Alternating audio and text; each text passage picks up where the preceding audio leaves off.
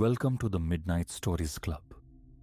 Here, we don't chase sleep, we chase shadows. Each night, a tale is shared. Each tale darker than the last. Sit back. Light fades. The stories begin.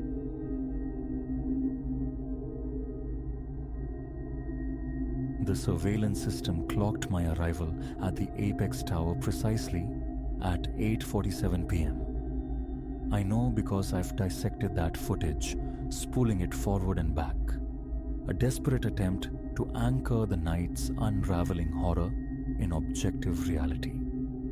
There I am on the screen, a timestamp burning white in the corner. Julian Vance navigating the revolving glass maw, attaché case swinging slightly, bound for the 23rd floor, for a contract left carelessly behind. A destination I would never reach. Too much work.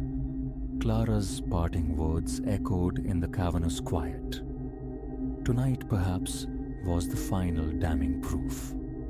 The cleaning crews had already ghosted through, leaving the air sharp with ammonia, a scent that pricked the back of my throat.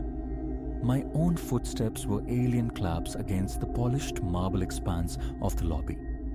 Hector, the night sentinel, was absent from his command post, patrolling perhaps or seeking refuge in the fluorescent hum of the restroom. No matter. My key card was sufficient passport. The document was all that mattered. Lobby illumination was throttled back to its nocturnal minimum. Skeletal light for a skeletal crew. Crimson emergency signs bled faint warnings onto the vast, indifferent walls. My leather soles announced my solitary passage toward the elevator bank, a quartet of identical brushed steel portals. I summoned a car. The third from the left chimed instantly, its doors parting with a sigh of contained air. Stepping inside, I thumbed the button for 23. The confined space smelled of industrial pine and something vaguely organic, the ghost of a forgotten lunch. The doors sealed me in, reflecting a distorted effigy. Hollows beneath the eyes, silver invading the temples, necktie loosened after a 14-hour siege. The very portrait of a high-stakes divorce attorney consuming himself. The indicator ascended. 4, 5, 6. Then came the awareness. Not a sound, not a shift in the air, but that primal, subcutaneous certainty of presence. Hairs lifting on my nape, skin tightening across my skull. The body's ancient alarm screaming, "Someone is behind you." I resisted the urge to whirl around. Instead, my eyes sought the mirrored steel of the doors and found him. A silhouette standing just behind my left shoulder. Tall, maybe 6 feet, clad in what seemed a dark suit. Utterly motionless. Yet, when I twisted my head, scanning the interior, emptiness. Just Julian Vance, his case, and the low thrum of the ascending cage. I blinked, hard, forcing moisture into dry eyes, then returned my gaze to the reflection. He remained.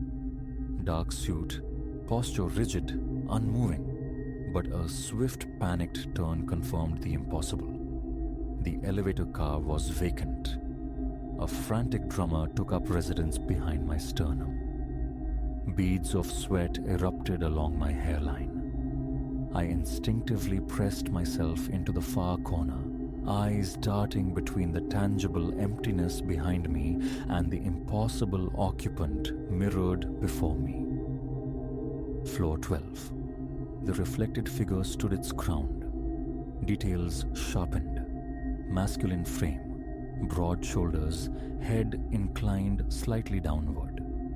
The suit, black or deepest navy, hands hanging loose at his sides. but the physical space behind me stubbornly refused to host him. My fingers, suddenly clumsy, fumbled at the control panel. Escape, immediate escape, became the only imperative. Yet, as my hand reached for the button to halt at the next floor, the ambient warmth plunged. The air turned glacial, sharp and biting, as if a walk-in freezer had materialized beside me. My own breath plumed visibly in the frigid atmosphere.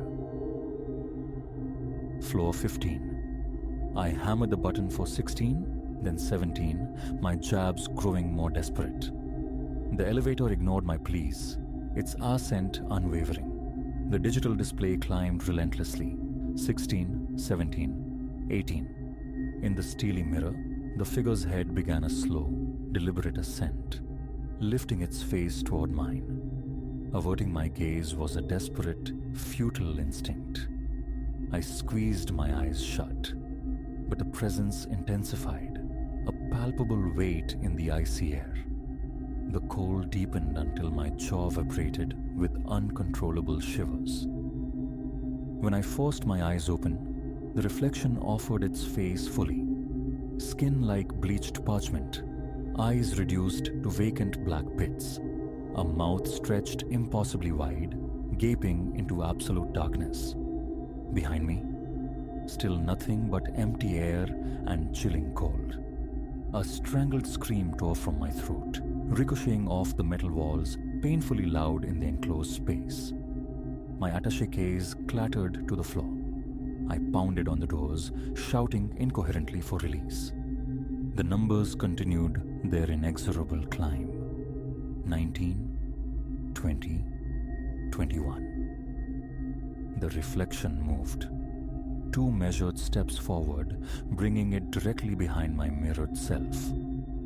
Those empty sockets fixed on my reflected face. The cold was now a physical agony, numbing my extremities. Each inhalation felt like swallowing shards of ice. Floor 22. One more level. Deliverance or damnation, just get me out. In the mirror, a pale hand began its spectral rise, drifting toward my shoulder. I saw it all. Elongated fingers, skin tinged with a deathly gray, nails appearing black under the stark fluorescent lights. Yet, on my actual shoulder, I felt nothing but the profound, bone-penetrating chill. A chime. Floor 23. The doors commenced their agonizingly slow parting. I didn't wait. The instant the gap was wide enough, I threw myself through it, abandoning the case, scrambling onto the dimly lit corridor floor. My dress shoes skidded on the polished surface as I sprinted toward the emergency exit, hitting the stairwell door with the force of a tackle player. 23 flights down, a desperate, stumbling descent, legs burning, lungs screaming for air. I burst into the lobby, a disheveled, hyperventilating wreck. Hector was back at his desk, startled upright by my explosive entrance. Mr. Vance, you all right, sir? Words failed me. I could only gasp, shake my head, and point a trembling finger toward the elevators. Hector, frowning, retrieved his heavy flashlight and moved to investigate. Just then, the third elevator from the left announced its arrival with a soft ding. The doors slid open, revealing the empty car. My attaché case sat squarely in the center. Hector helped me review the surveillance tapes. We watched my entry, my solitary walk to the elevators. The camera inside the car documented my bizarre ballet of terror. Pressing into the corner, screaming at unseen horrors, battering the doors. In the corner of that internal footage, a temperature display chronicled the ride. A steady plummet from a comfortable 72 degrees Fahrenheit down to a chilling 34. I tendered my resignation the following morning, severed ties with corporate law entirely. Now, I work remotely, drafting simple wills, handling quiet real estate transactions. Stairs are my only mode of vertical transport. The elevator ride haunts my sleep sometimes. The encroaching cold, the reflected void, that reaching hand. But mostly, I suppress it. Yesterday, however, the past reached out. Sifting through archived emails, I unearthed a forgotten message from building management, dated 2 weeks prior to my ordeal. A mass communication I'd ignored, celebrating the tower's 50th anniversary with historical tidbits. One paragraph detailed a suicide back in 1989. A partner from another firm, working late, had taken a final plunge down an elevator shaft. His body, still suited, was recovered at the bottom of the third shaft from the left. My laptop snaps shut when dusk bleeds through the windows now. Late nights are banished. Sometimes a flicker of movement in glass or polished chrome snags my peripheral vision, but I never turn to look directly into any reflection anymore. The fear of who or what might be gazing back is too potent. That night fractured my understanding of the world, blurring the lines between the concrete and the spectral, revealing the unsettling possibility of watchers residing just beyond the veil of reflective surfaces. Was the entity in the elevator truly the ghost of that unfortunate lawyer? Or did it merely borrow his form, his tragedy, as a convenient vessel? Perhaps there are beings indigenous to mirrors and steel, usually content to observe, but occasionally extending a cold touch to those like me.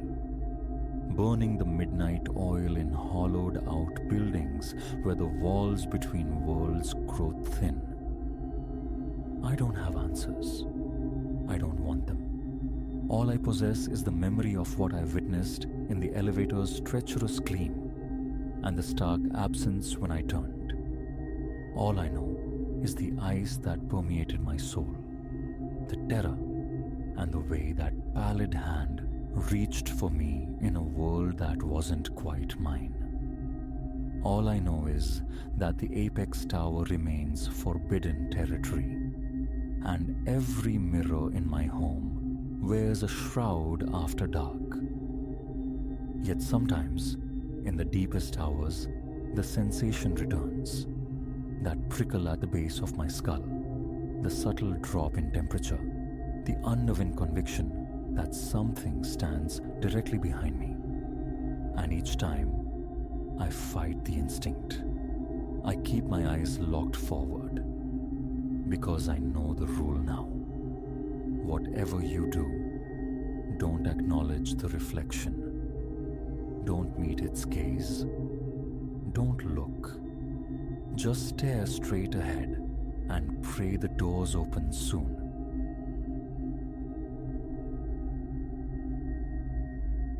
3 a.m, and the night bled weariness into Elias's bones. But fatigue vanished, replaced by a cold prickle the moment his gaze snagged on the deformation marring his apartment door. Not paint, not grime. A handprint, impossibly large, pressed into the steel as if the metal had softened like clay beneath its touch. The graveyard shift at the distribution center, endless aisles, humming forklifts, the drone of inventory scanners had hollowed him out as usual. Now this, a juvenile prank, surely. He fumbled the lock, the tumblers grating loud in the pre-dawn stillness. Inside, the air hung stale and silent, a familiar emptiness. Keys clattered onto the worn laminate counter. Boots thumped onto the floor beside the overflowing recycling bin. The shower's hiss was a brief solace against the thrumming exhaustion, steam clouding the mirror, erasing his reflection. Clean shirt, worn boxers. He collapsed onto the mattress, oblivion claiming him instantly. A percussive crack shattered the quiet. Elias jolted awake, heart kicking against his ribs. Kitchen, like a cupboard door thrown violently shut. The bedside clock glowed, 4:47 a.m. He held his breath, straining against the absolute silence that followed. 30 seconds stretched taut, each tick an eternity. Then, a soft shake, the slide of a drawer. Another. A measured, almost thoughtful exploration of his belongings. His throat constricted. Alone. He was utterly alone. No spare keys existed. His phone, a lifeline, wasn't on the nightstand. Kitchen. Charging. Damn it! The metallic scrape of cutlery rattled his nerves. He slid from bed, the old floorboards groaning betrayal beneath his weight. Instantly the kitchen sounds ceased. A profound hush descended, heavier than before. From the closet, the familiar weight of worn ash wood, his baseball bat, knuckles bleached white around the grip. Through the door's narrow gap, a sliver of hallway darkness. Silence held sway, then yielded to a sound that defied logic. Footsteps, heavy yet bare, slapping wetly against the linoleum. The cadence was wrong, stumbling, arrhythmic, like something struggling to mimic walking. A shadow flowed past the door crack, impossibly elongated, stretching wrong. It halted just outside.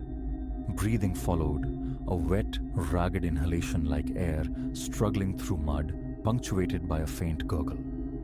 The door eased inward, unhurried. Elias raised the bat, muscles coiled.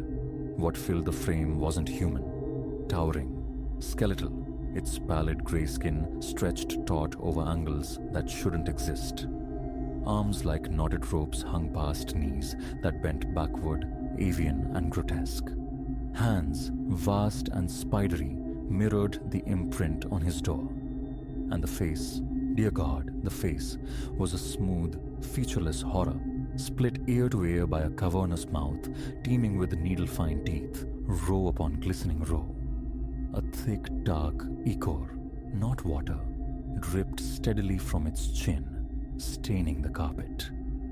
The creature's maw yawned, impossibly wide, the wet breathing intensifying. A miasma rolled off it, rot and stagnant pond water. Paralysis held him pinned. Then primal fear broke through. He swung the bat, a desperate arc connecting with its ribs. The sound was a dull thump, the bat rebounding as if striking stone, vibrating painfully up his arms before clattering away. The entity didn't react, merely extended one colossal hand. Elias scrambled low, ducking beneath the reaching limb, shoulder cracking against the doorframe as he fled. Adrenaline screamed through him. Down the hall, towards salvation. The front door. His hand closed on the knob. Locked. No. The deadbolt was thrown back, the chain loose. Still, the door held fast, immovable, sealed tight as a vault. A hot, fetid breath stirred the hair on his neck. The smell of decay intensified. He turned, slowly, dread coiling in his gut.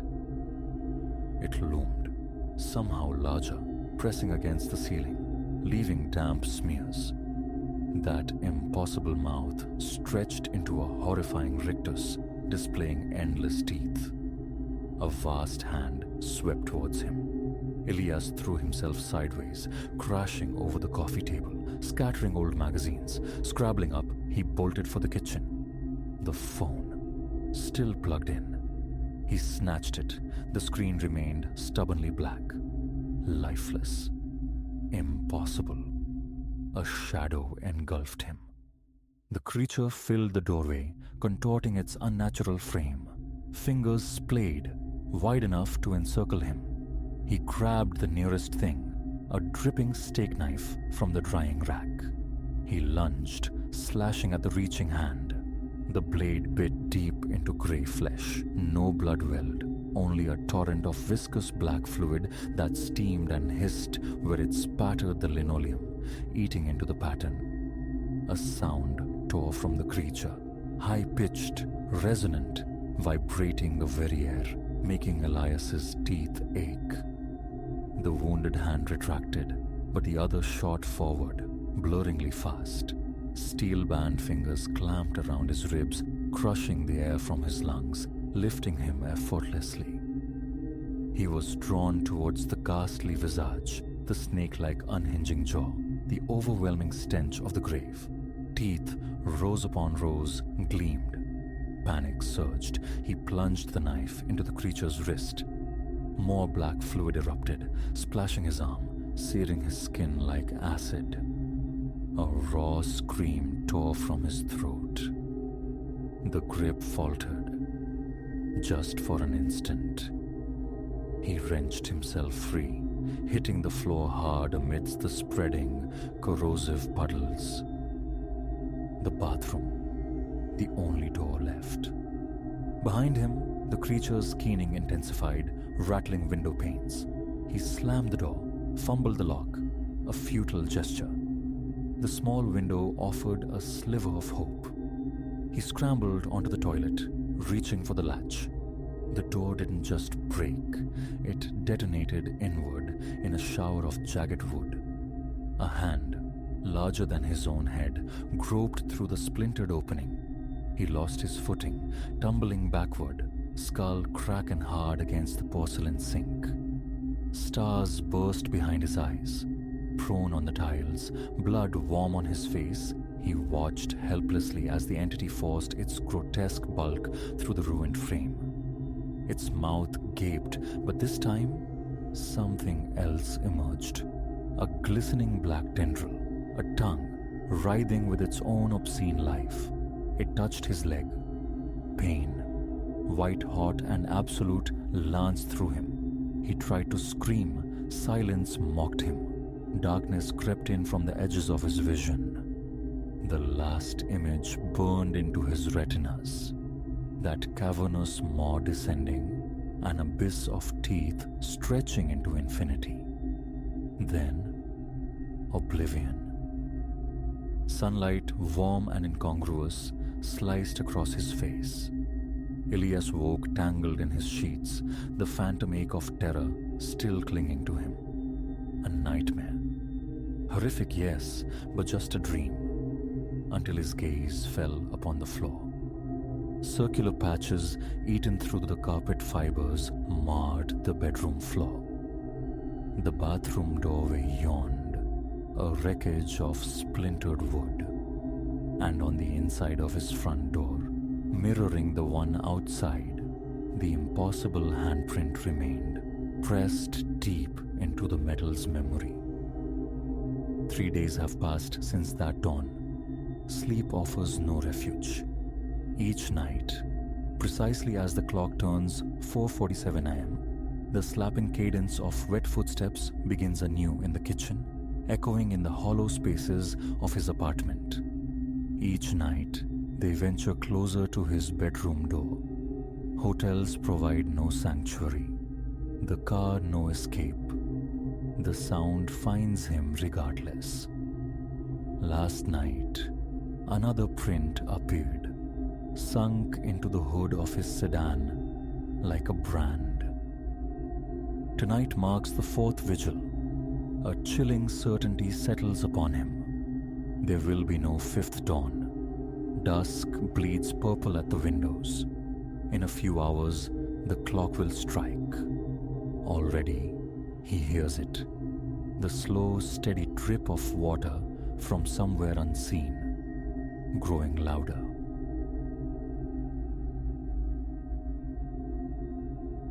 It was within the suffocating confines of a storage garage, hunkered on the town's frayed edge, that the mirror first snagged my attention. The air hung thick, a cloying blend of desiccated leather and the ghosts of stale coffee, dense enough that sweat bloomed dark patches across my shirt in the stifling, unvented heat.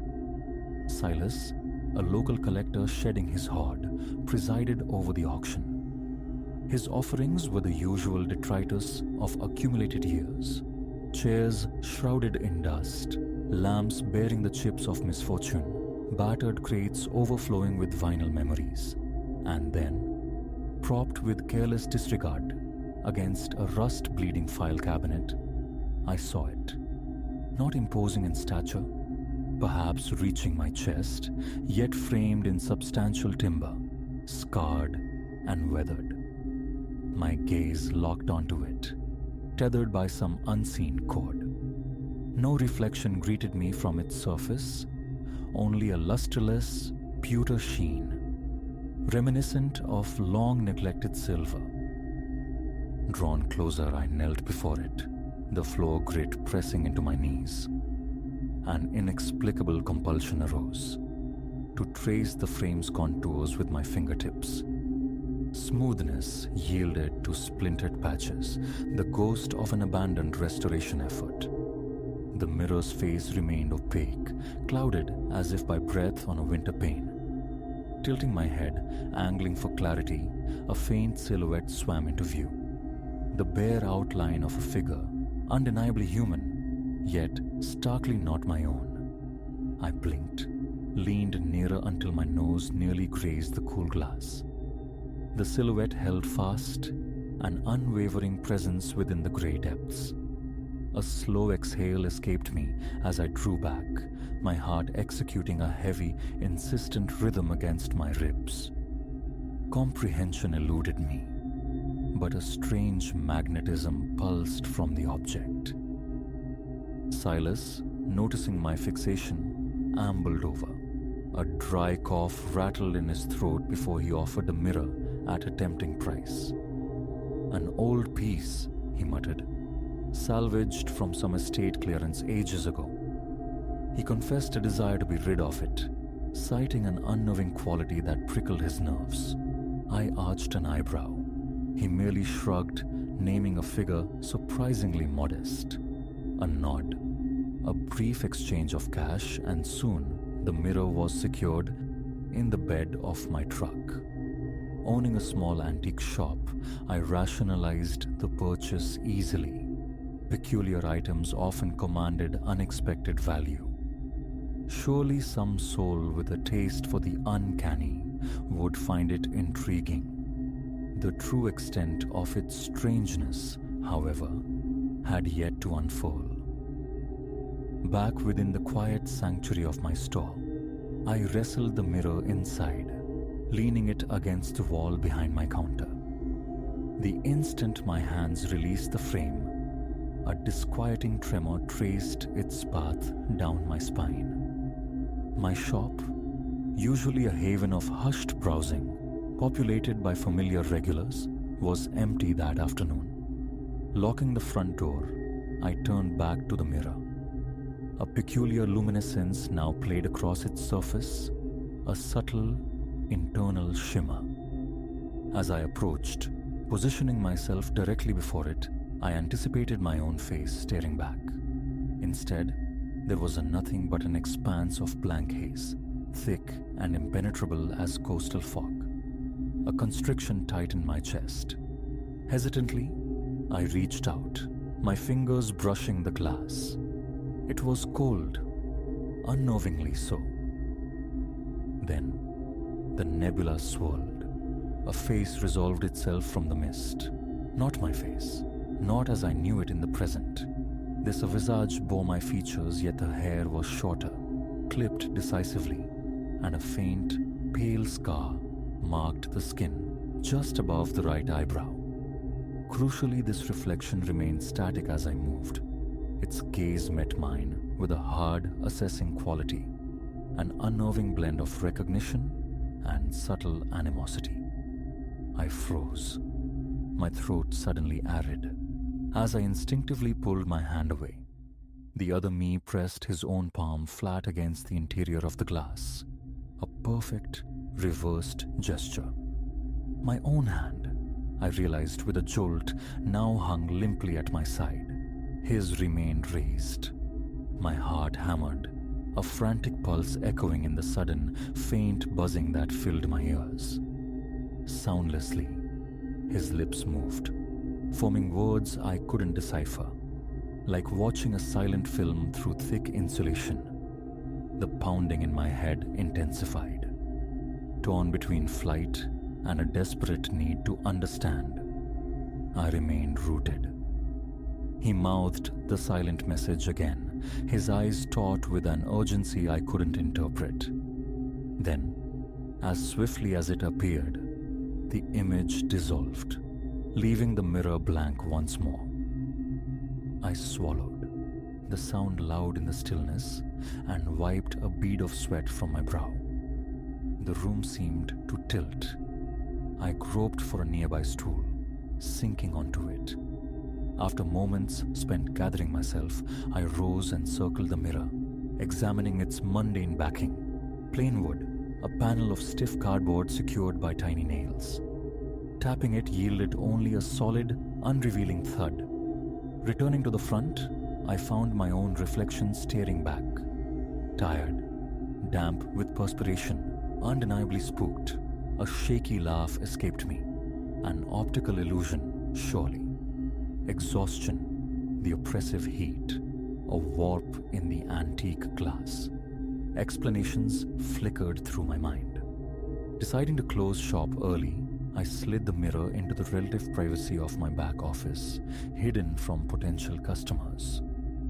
The drive home, a quick shower, routines meant to dispel the lingering unease, failed. The memory of that other self's eyes, the pressure of his hand against the glass, caused my own hands to tremble intermittently. I resolved to examine it more closely in the morning light. Sleep offered little respite that night, a restless landscape of tossing and turning. Each time my eyes drifted shut, the image returned. That other Elias, hand pressed against the barrier, watching. Before dawn painted the sky, I was back at the shop. Unlocking the door, I made straight for the office. The mirror stood where I'd left it, leaning innocuously against a filing cabinet littered with old receipts.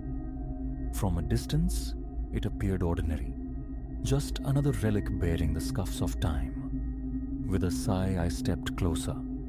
The surface remained stubbornly reflective for several heartbeats. Then the familiar haze bloomed. Another shape coalesced. Me again, but visibly older. Silver threaded my temples, and I wore a tailored suit utterly foreign to my wardrobe. This version projected an unnerving calm. He lifted a hand in a slow wave, revealing a heavy gold band on his ring finger. My gaze dropped to my own bare hand, my worn jeans. My breathing quickened.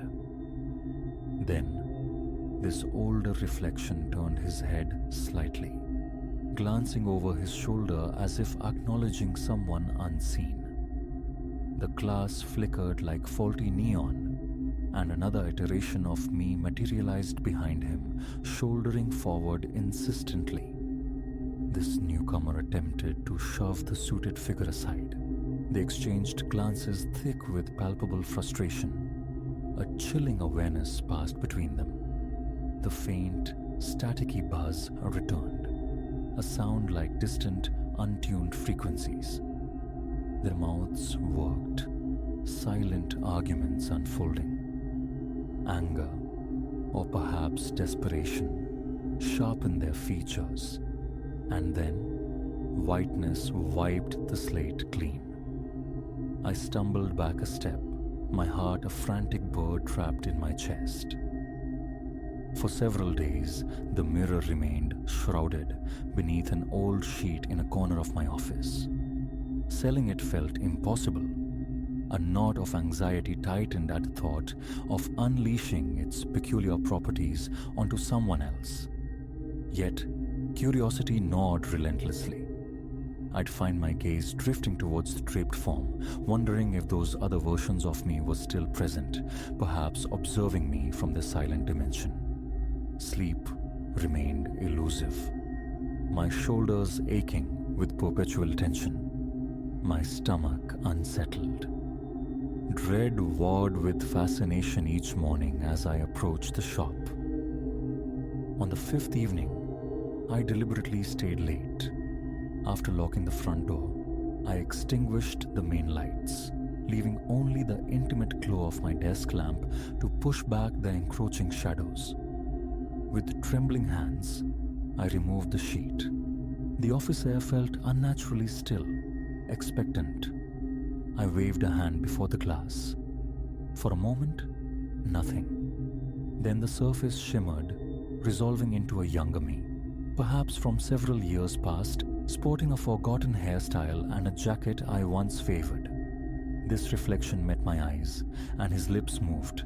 I distinctly saw him form my name, Elias. Instantly, a second reflection intruded, jostling the first. A third crowded in behind them. All bore my face, yet subtly altered. Different attire, hair, posture. My pulse surged. A silent altercation erupted amongst them, hands gesturing emphatically, fingers occasionally pointing directly at me. My chest constricted. Each reflection wore a distinct emotion. Raw anger, pleading desperation, steely determination. The younger one in the jacket tapped insistently on the glass, pointed at me, then shook his head vehemently.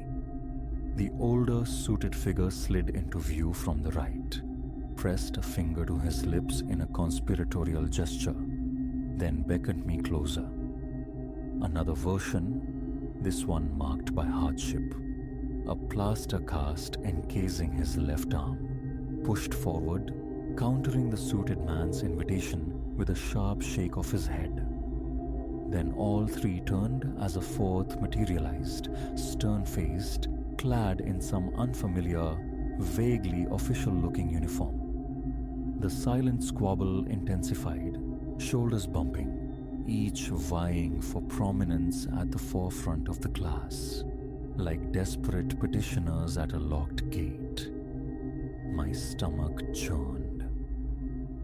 Tentatively, I laid my hand flat upon the mirror's wooden frame. A faint vibration hummed beneath my fingertips, a subtle, rhythmic tremor. Swallowing hard, I leaned closer. "What do you want?" The words emerged as a ragged whisper, scratching against my dry throat. The older, suited reflection mouthed a response, but the others immediately erupted in silent protest. The uniformed figure forcefully shoved the suited man aside.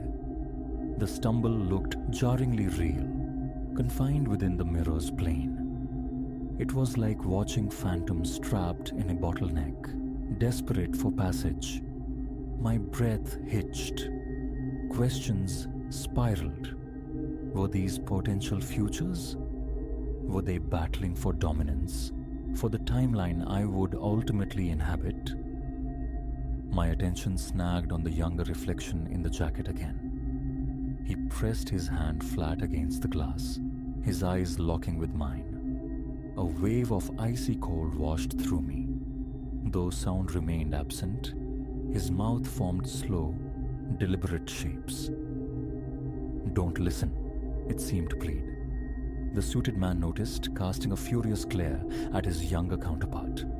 I recoiled, hands shaking uncontrollably. A faint, distinct sound reached me.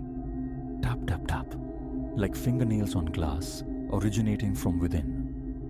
Leaning forward again, I saw the younger reflection rapping on the barrier, pointing urgently at me, his eyes wide with frantic warning.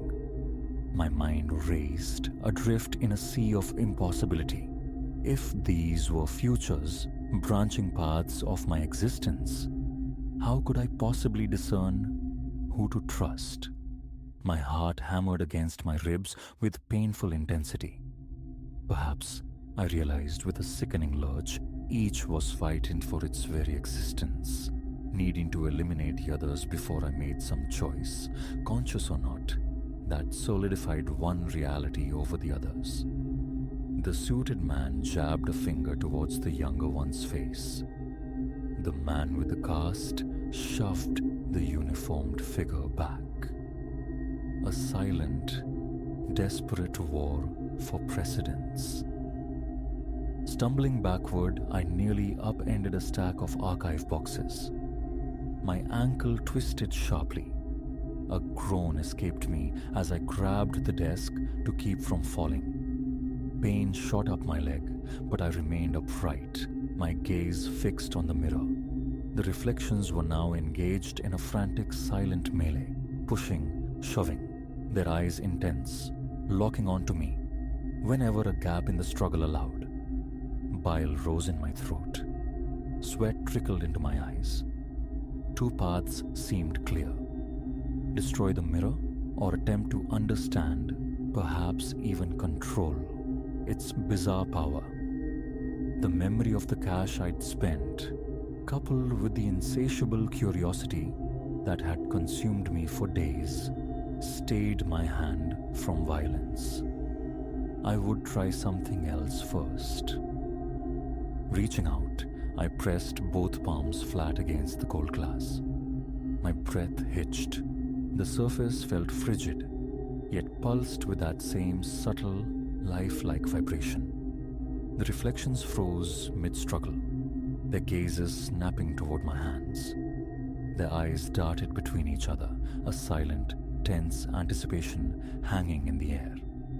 I pressed harder, whispering, "I can't hear you. Show me. Show me what you want." Silence stretched for a beat. Then, the reflection with the cast reached into a pocket, producing a small, worn notebook. He began flipping pages rapidly, holding it up to the glass. The writing was illegible from my vantage point, but his insistence was palpable. Suddenly, the suited reflection snatched the notebook, tossing it contemptuously aside within their mirrored world. He then reached inside his jacket, withdrawing what looked like a folded check or contract, waving it imperiously before the glass. The younger reflection in the jacket reacted instantly, slamming his hand down on the suited man's wrist, knocking the paper away. They grappled silently while the uniformed figure attempted to wedge himself back into the forefront. I stood there, palms aching dully against the glass, my breathing growing labored. My mind felt paralyzed, locked in observation of their desperate pantomime. The urge to pull away warred with an equally strong refusal to break contact. In some inexplicable way, they were me. I craved answers. My shoulders knotted tighter. My eyes burned from the strain of unblinking focus. The uniformed reflection glanced sharply at me, then towards the others, before pointing emphatically outside the mirror's frame, towards the space behind me in the real office. I hesitated, then turned my head slightly. Dusty shelves, the lone lamp casting along shadows. Nothing else. When I looked back, the uniformed man was pressed closer to the glass. He mouthed a single, unreadable word. Abruptly, the mirror's surface flickered violently, like a dying screen, and all the figures vanished. I was left staring at my own reflection, pale, sweat-slicked, utterly alone. A profound exhaustion settled over me, heavy as lead. My legs felt unsteady. I leaned heavily on the desk for support. Minutes passed as I stood there, listening to the rasp of my own breathing in the charged silence. The mirror remained stubbornly normal, reflecting only my current reality. I checked the locked door again, a pointless reassurance, then met my reflection's gaze, searching for any flicker, any hint of the others lurking beneath the surface. Nothing. Dragging my hands down my face, I felt the rasp of stubble, the dampness of my skin. I realized I'd been standing in that office for well over an hour, locked in a silent confrontation with impossible versions of myself, each seemingly desperate to steer my path. Trusting any of them felt like folly. Yet the question of which path lingered. My heart still thudded with residual adrenaline. My chest felt banded with tension. It was the exhaustion of a marathon runner, achieved through stillness. With trembling hands, I draped the sheet back over the mirror. My back protested the strain. Putting away the lamp, I grabbed my keys.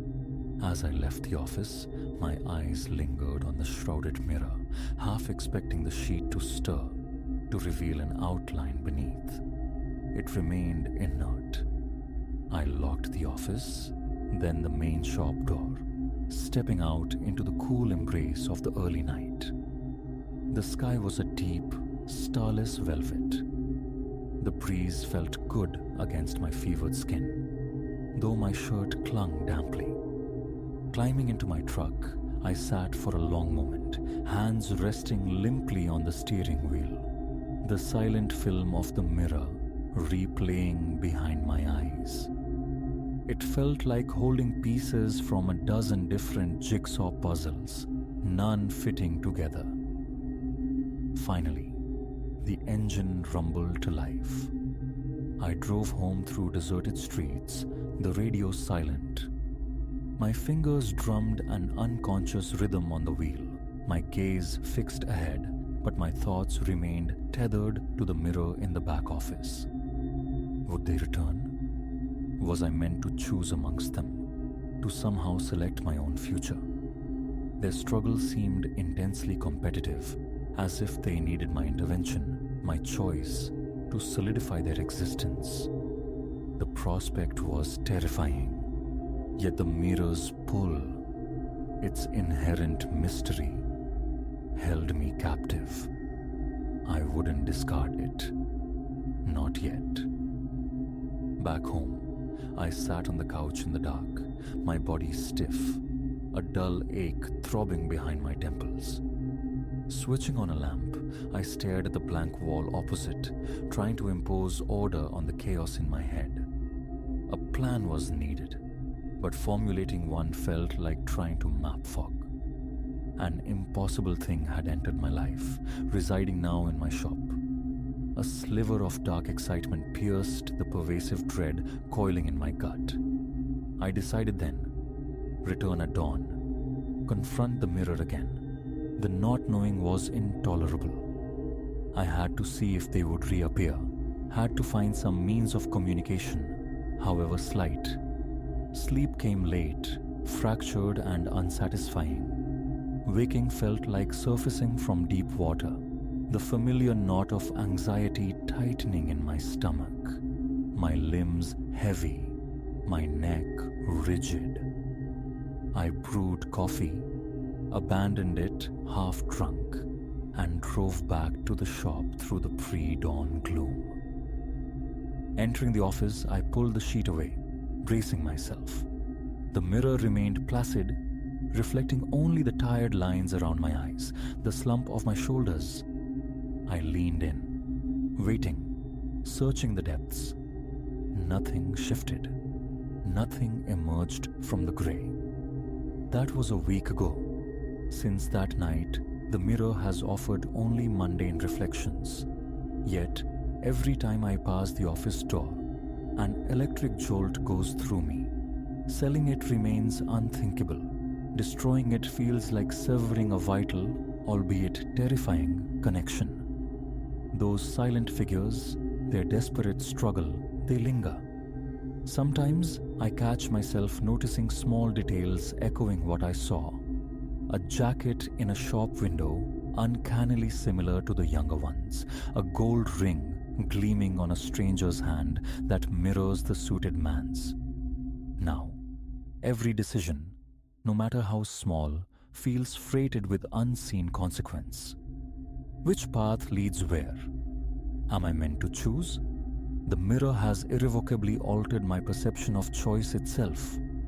The feeling persists, sharp and unsettling, that at any moment the glass might shimmer, the silent combatants might burst forth once more, vying for my attention, demanding I follow their lead.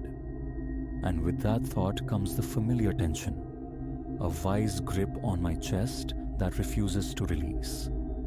The mirror waits in my office, hidden beneath its shroud, and I wait too, caught in the web of its unanswered questions, listening always for the sound of a silent fight erupting just beyond the glass.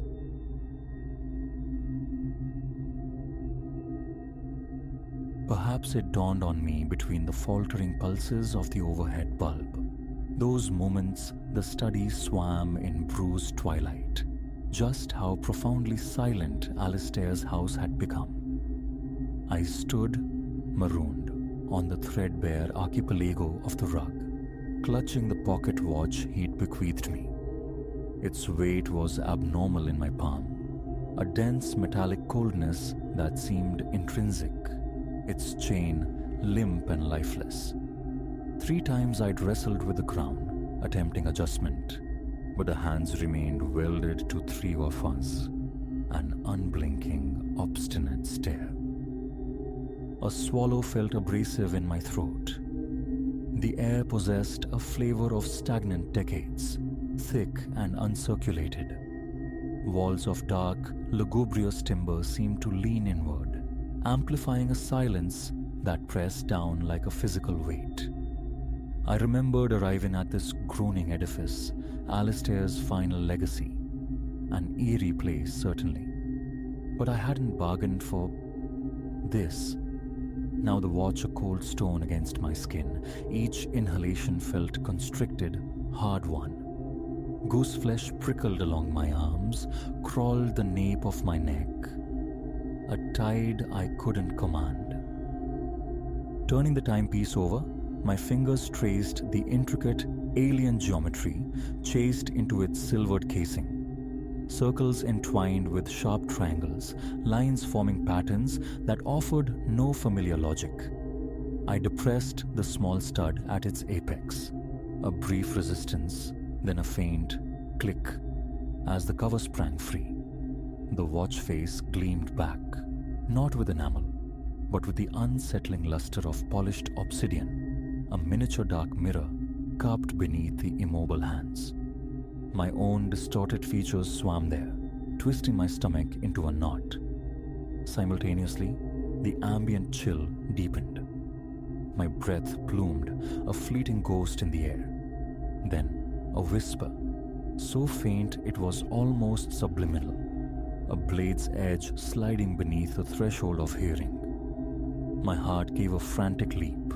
My gaze swept the familiar clutter. Alistair's imposing oak desk piled high with brittle yellow documents, the cavernous armchair breathing dust. Nothing. No one. Only that fragmented sound, less than a syllable, dark and impossibly distant, snagged in the room's shadowed corners.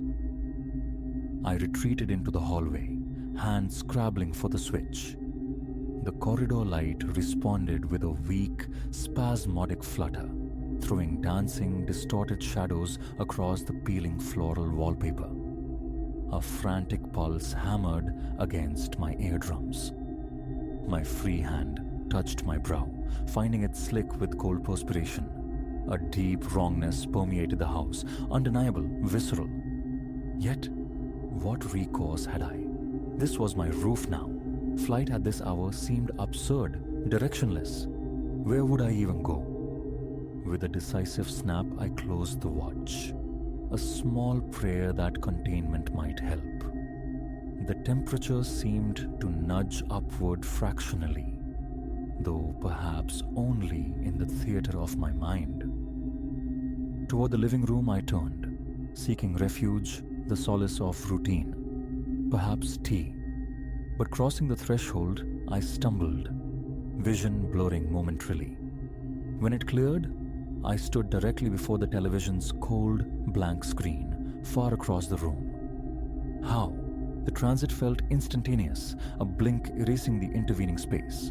Disoriented, I glanced at the mantel clock. 9:12 p.m. My phone concurred. 9:14 p.m. Close enough, surely. A sigh escaped me. I pressed the watch between my palms. Still. 3. Rationality felt slippery, elusive, a broken heirloom, nothing more. Why then did the fine hairs on my neck prickle with such conviction? Sinking onto the sofa, I forced measured breaths, in, out. My lungs remained tight, unwilling. The silence coagulated, thickened, until a faint, deliberate creak sounded from the floorboards directly overhead. I knew the attic was deserted, a repository of forgotten things. Yet footsteps padded softly, purposefully. My chest constricted. I surged to my feet, the watch's chain rattling against the coffee table as I set it down, propelled by a need to confront, to disprove the impossible. The ascent was slow, each stair tread groaning under my weight, my throat parched. At the end of the dim upper hall lay the attic door. My hand, trembling, closed over the knob, the metal bit with glacial cold. Pushing it open, I peered into the Stygian gloom. Dust motes danced like frantic constellations in the weak spill of light from the hallway. I fumbled for the pull chain dangling from the rafters. A bare bulb flickered, threatened, but held, casting a stark illumination over stacked boxes, spectral furniture under shrouds, Alistair's antique tools arranged in silent tableau. Empty. Of course. I strained my ears. Only the frantic thrum of my own blood. The air hung thick with the scent of mildew and aged wood varnish. Turning to descend, my eye snagged on something wedged behind a heavy wooden crate. A small, leather-bound journal. Retrieving it, I recognized the symbol embossed on its cover, the same unsettling geometry adorning the watch. I riffled through pages filled with Alistair's precise, spidery script. Phrases leaped out, stuck against the aged paper. Stolen time. The cycles, trapped in 3. The watch demands. A cold fist clenched around my ribs. I snapped the journal shut. The overhead bulb sputtered violently. A wave of dizziness washed over me, the world tilting on an unstable axis. The light flared, painfully bright, then plunged into darkness before surging back. I stumbled, bracing myself against a dusty trunk. When equilibrium returned, I pulled open the attic door to find the hallway significantly darker than moments before. My phone screen glowed. 10:25 p.m. I could have sworn mere minutes had passed. Had nearly an hour simply evaporated? Downstairs, the watch waited on the coffee table, exactly as I'd left it. Yet something had altered within me. A peculiar numbness infused my arms, the pins and needles sensation of restricted blood flow. Rolling up my sleeves revealed faint, intricate markings etched into my skin, shallow, precise lines mirroring the geometric motifs on the watch. They caused no pain, drew no blood. They were simply there. Panic began its insidious gnaw. Frantically, I rubbed at them. They remained indelible. I bolted to the bathroom, flicking the switch. The light buzzed, then steadied. My reflection was a pale, haunted mask. I splashed icy water on my face, desperate to dispel the encroaching dread. It was then I saw it. The pattern on my right forearm had elaborated, a delicate spoked wheel near my elbow that hadn't existed seconds prior. My fingertips traced it. No sensation, just the chilling presence of the design. A whisper, dry and sibilant, coiled out from the hallway. I fled, leaving damp footprints on the worn linoleum.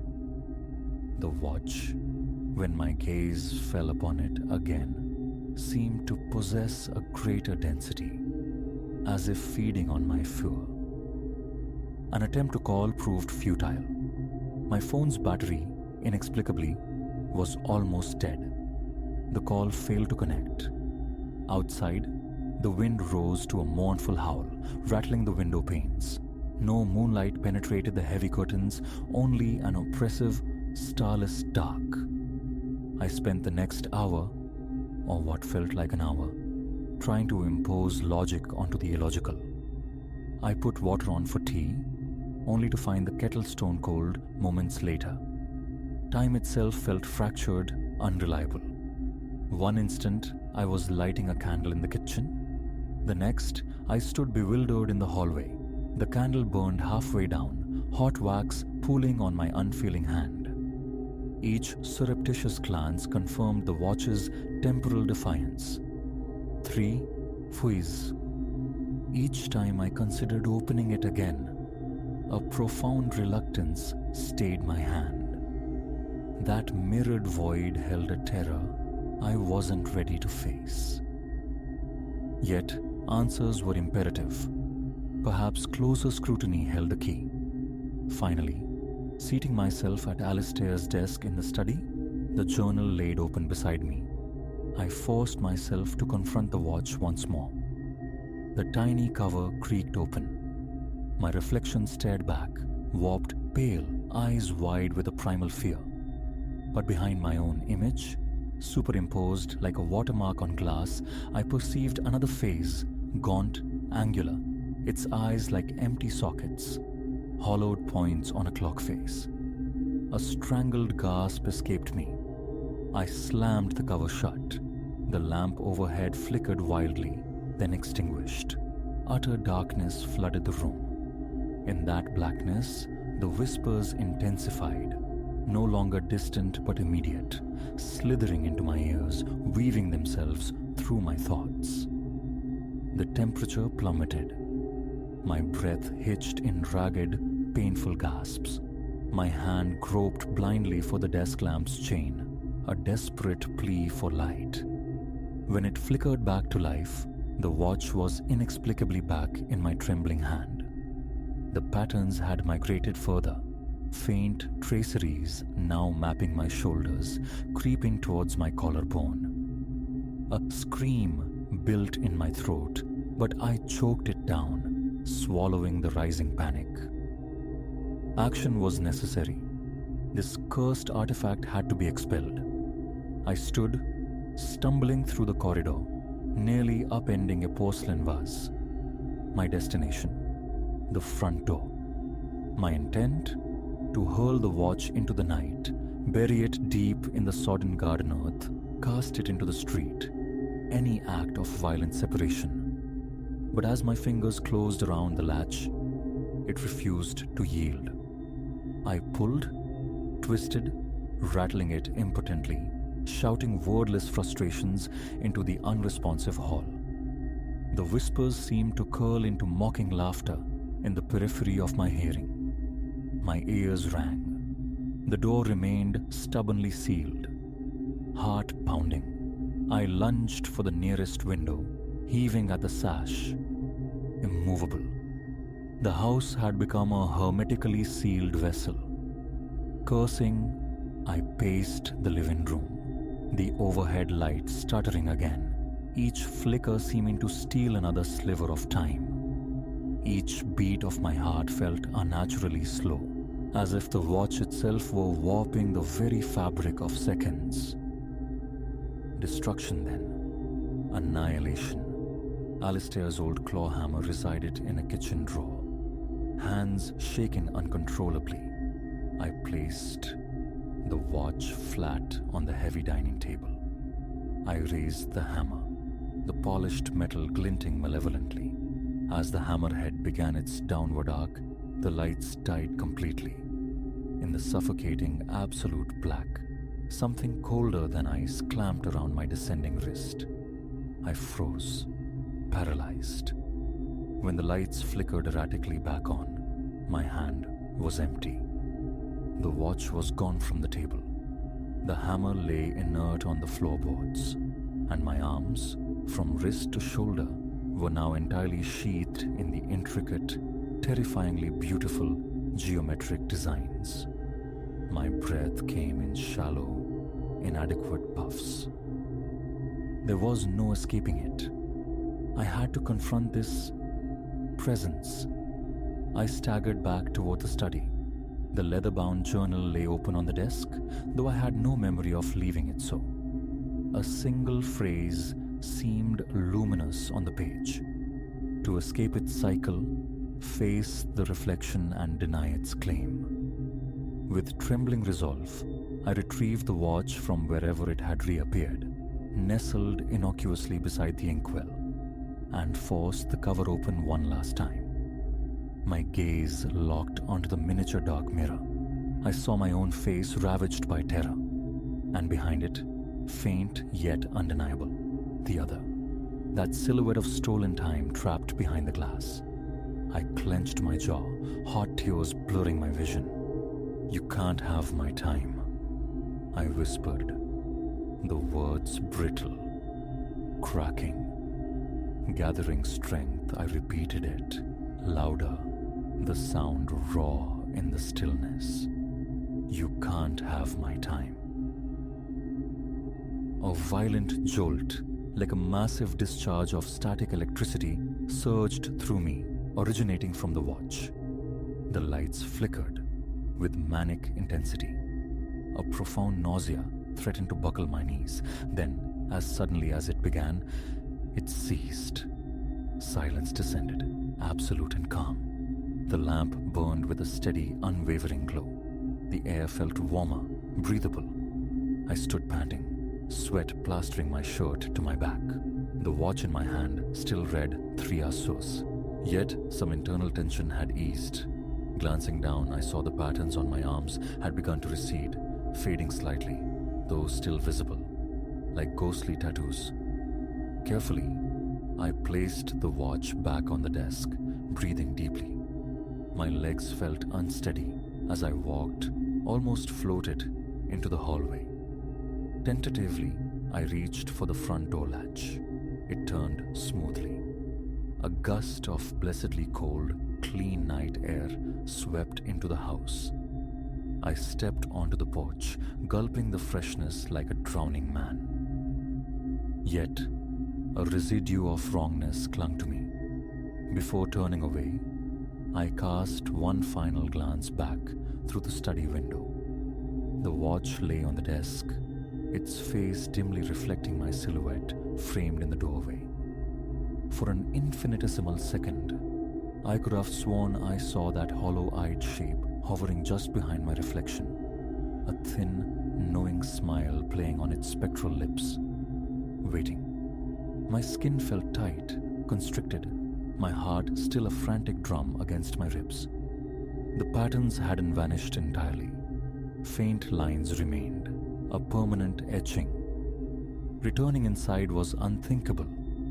The watch remained, perpetually stalled at its appointed hour, and I knew, with chilling certainty, that while it might have relinquished its grip for now, that final reflection was a promise. It was merely biding its time. As I pulled the door shut behind me, a phantom chill traced its way up my spine, a lingering reminder that whatever resided within Alistair's ancient timepiece had no intention of letting me escape forever.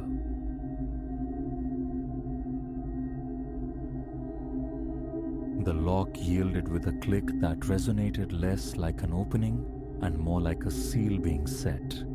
a sharp finality shivering along my nerves. As the heavy door groaned inward, exposing the timbered heart of the rented cabin, an intuition tightened within me. We were stepping across a threshold from which retreat might not be simple. If only the weight of that premonition had been truly understood then. "Behold, our wilderness palace for the weak," Leo announced, his voice buoyant as he shouldered our bags across the worn plank floor. I trailed him inside, my gaze sweeping over the shadowed living space, dominated by a hearth of rough-hewn stone and the compact kitchenette tucked beyond. Its charm was undeniable, the kind born of deep woods and isolation. We'd unearthed the listing online, a solitary cabin promising sanctuary amid whispering pines, an escape from the city's relentless hum. Stunning forest vistas were advertised, a heaven of tranquility. The price, almost suspiciously low, had been an irresistible lure. Yet, standing within its walls, a subtle dissonance pricked at me. The air hung thick, carrying a faint, subterranean dampness. Though clean, the furniture possessed a profound weariness, a patina etched by years, by countless unknown occupants. And the floorboards. Did they merely creak, or did they groan with a voice beneath our tread? "Perhaps we could invite some air in," I ventured, aiming for casualness to dispel the gathering unease. "It feels a bit preserved in here." Leo nodded, approaching the nearest window. He wrestled with the sash, muscles straining until it finally surrendered, sliding upward with a protesting shriek of wood against wood. "Seems they prefer it sealed," he quipped. A smile touched my lips, thin and forced. Something about the window's stubborn reluctance resonated unnervingly, as though the cabin itself resisted the intrusion of the outside world. The remainder of the afternoon dissolved into the rituals of arrival, unpacking garments into drawers that smelled faintly of cedar and thyme, arranging our provisions within the confines of the small refrigerator. As the sun bled westward, casting elongated fingers of twilight through the dense trees, Leo coaxed flames to life in the stone hearth. Its burgeoning warmth and the dance of flickering light began to soothe the frayed edges of my nerves. "See," Leo murmured, an arm circling my shoulders as we settled onto the sagging sofa. Exactly the decompression we craved. A chance to just be.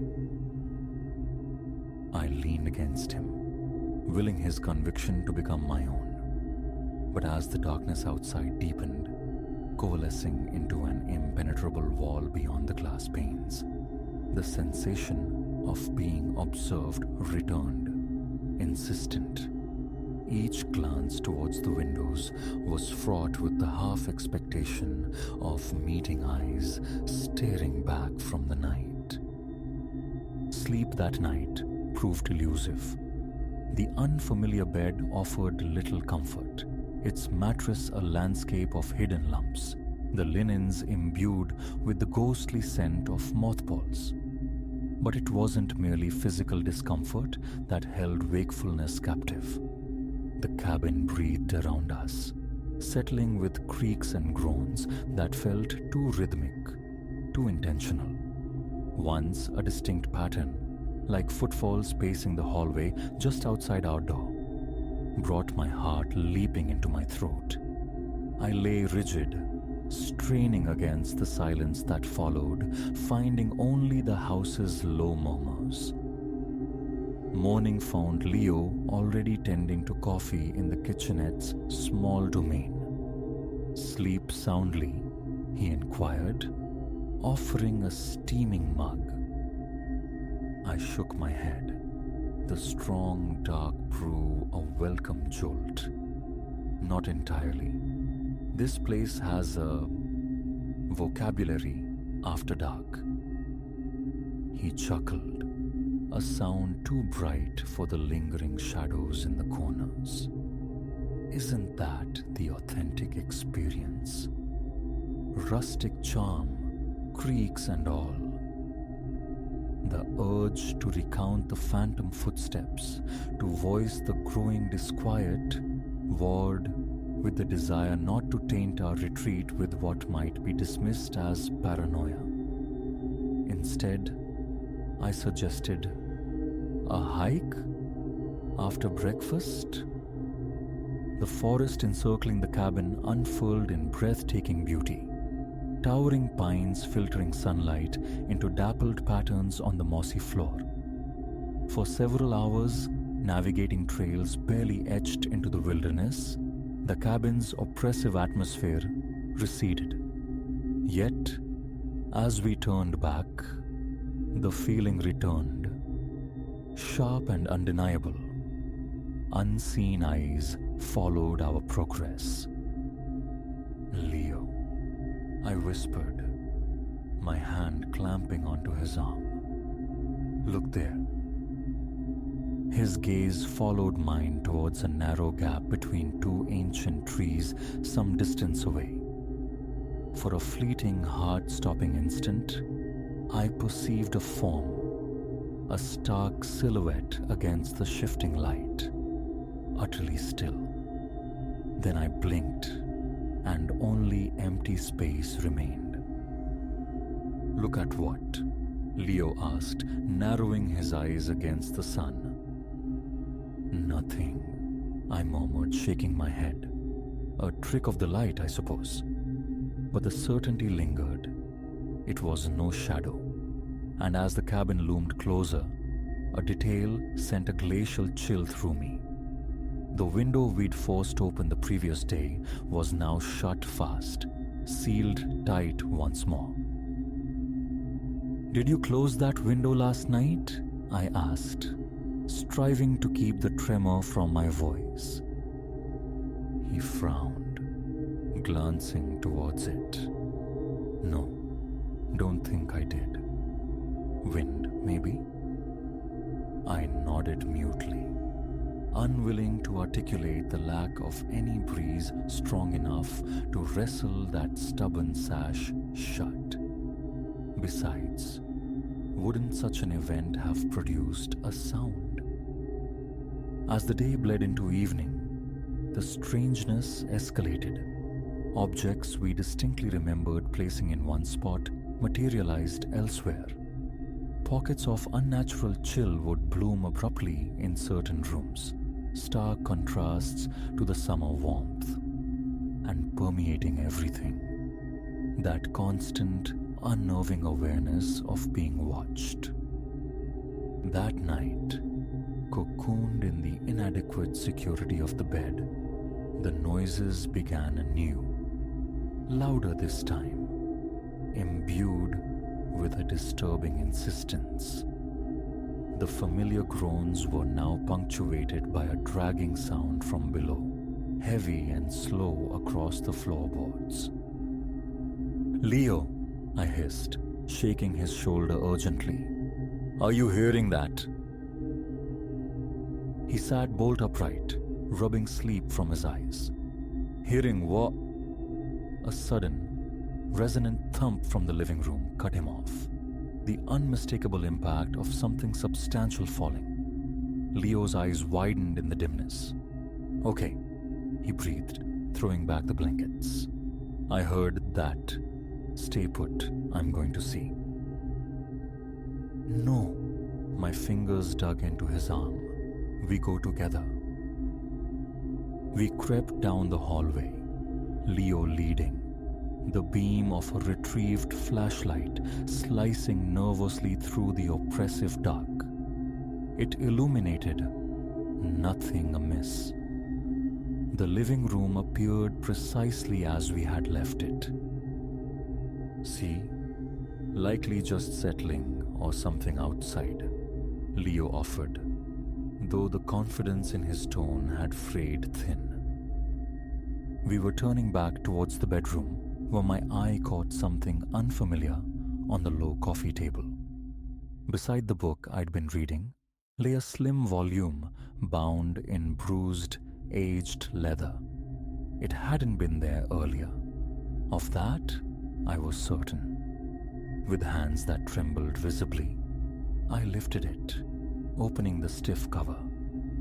The pages within were dense with handwritten script, the ink faded, the loops elegant, yet strained. As I scanned the entries, a frantic pulse began to hammer against my ribs. It was the diary of a woman named Agnes, a resident of this cabin decades prior.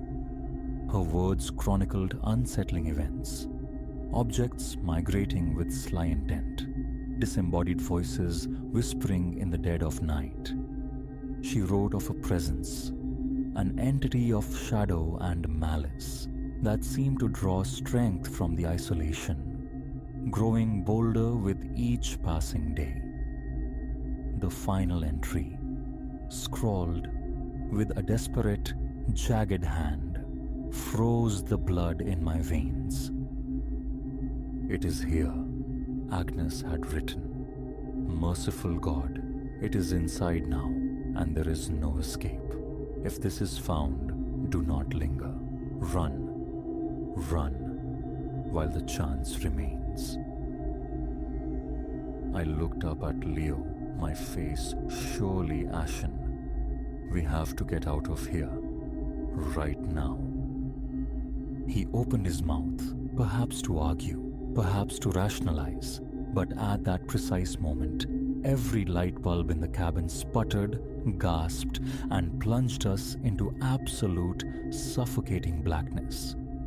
And from the heart of that sudden void slithered a sound, low, guttural, and thick with ancient, malevolent amusement. We didn't pause. We didn't contemplate. Fueled by pure adrenaline, snatching only phones and the car keys, we lunged for the door. It resisted, seeming to push back against our frantic efforts as if held fast by an unseen force. Then, with a final, shoulder-jarring shove, it flew open. We burst out, sprinting across the gravel drive, the sharp stones biting into our bare feet. As Leo fumbled desperately with the keys, my gaze was drawn inexorably back to the cabin. Framed in the upstairs window, illuminated by some internal, unholy light, hung a face. Not human, but a grotesque distortion. A visage of warped malice. Its mouth stretched wide in a silent, terrifying rictus. The engine roared, catching life, and tires screamed on the gravel as we tore away from that place. We drove without speaking, without stopping, until the reassuring lights of the nearest town emerged from the darkness. There, we checked into a nondescript motel, spending the remainder of the night huddled close, starting violently at every unfamiliar creak and groan of the building.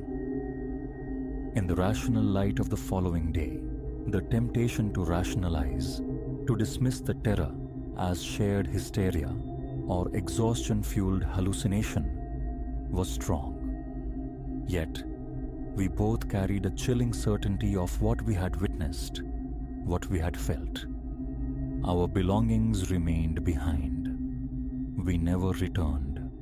A call to the rental agency, citing a sudden emergency, was met with surprising lack of inquiry. Even a partial refund offered without prompting.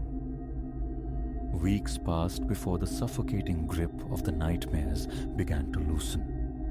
Driven by a morbid curiosity, we researched the cabin's history.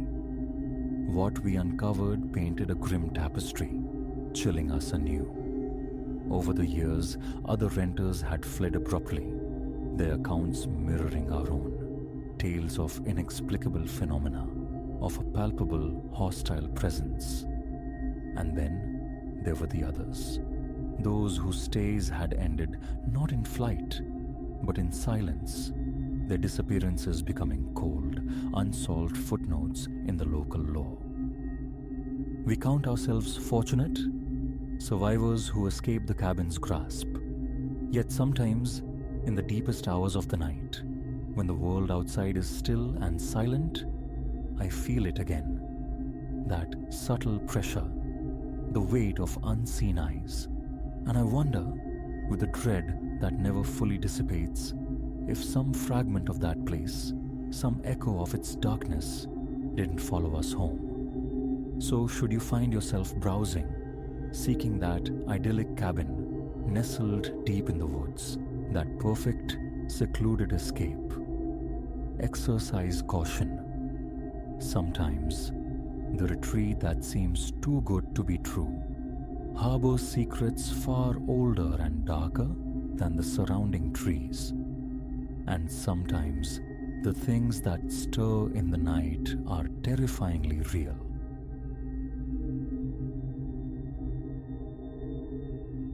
It caught my eye almost immediately upon entering the antique emporium, tucked away in a shadow-choked alcove, an old grandfather clock. Tall, fashioned from some somber wood, its glass face revealed hands locked eternally at the stroke of 12. A dissonant stillness emanated from it. The proprietor, Mr. Silas Blackwood, materialized beside me, his gaze fixed not on the clock, but on my reaction. "No mend in that one," he murmured, a gravelly undertone to his voice. "Past saving." His warning barely registered. I was captivated, ensnared by its silent, brooding presence.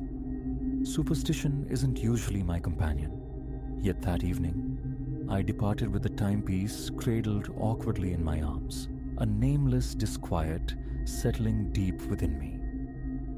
9 o'clock had chimed elsewhere long before I reached home. I navigated the clock into the living room, leaning its considerable weight against the wall near the sofa. The room swam in twilight hues, and the clock's dial seemed a pale, watchful eye in the gloom. Fatigue from the day, I told myself, rubbing tired eyes. My phone, nearly drained, found its charger. I scattered more light through the house, flipping switches, attempting to dispel a creeping sensation of not being entirely alone. Silence reigned, punctuated only by the refrigerator's low thrum from the kitchen and the almost imperceptible buzz of the hallway ceiling lamp. Mundane sounds, ordinary sights, yet my gaze kept snagging on the clock. Minutes were spent in contemplation of it. Dust lay thick on its shoulders. Scratches marred the dark wood along its edges.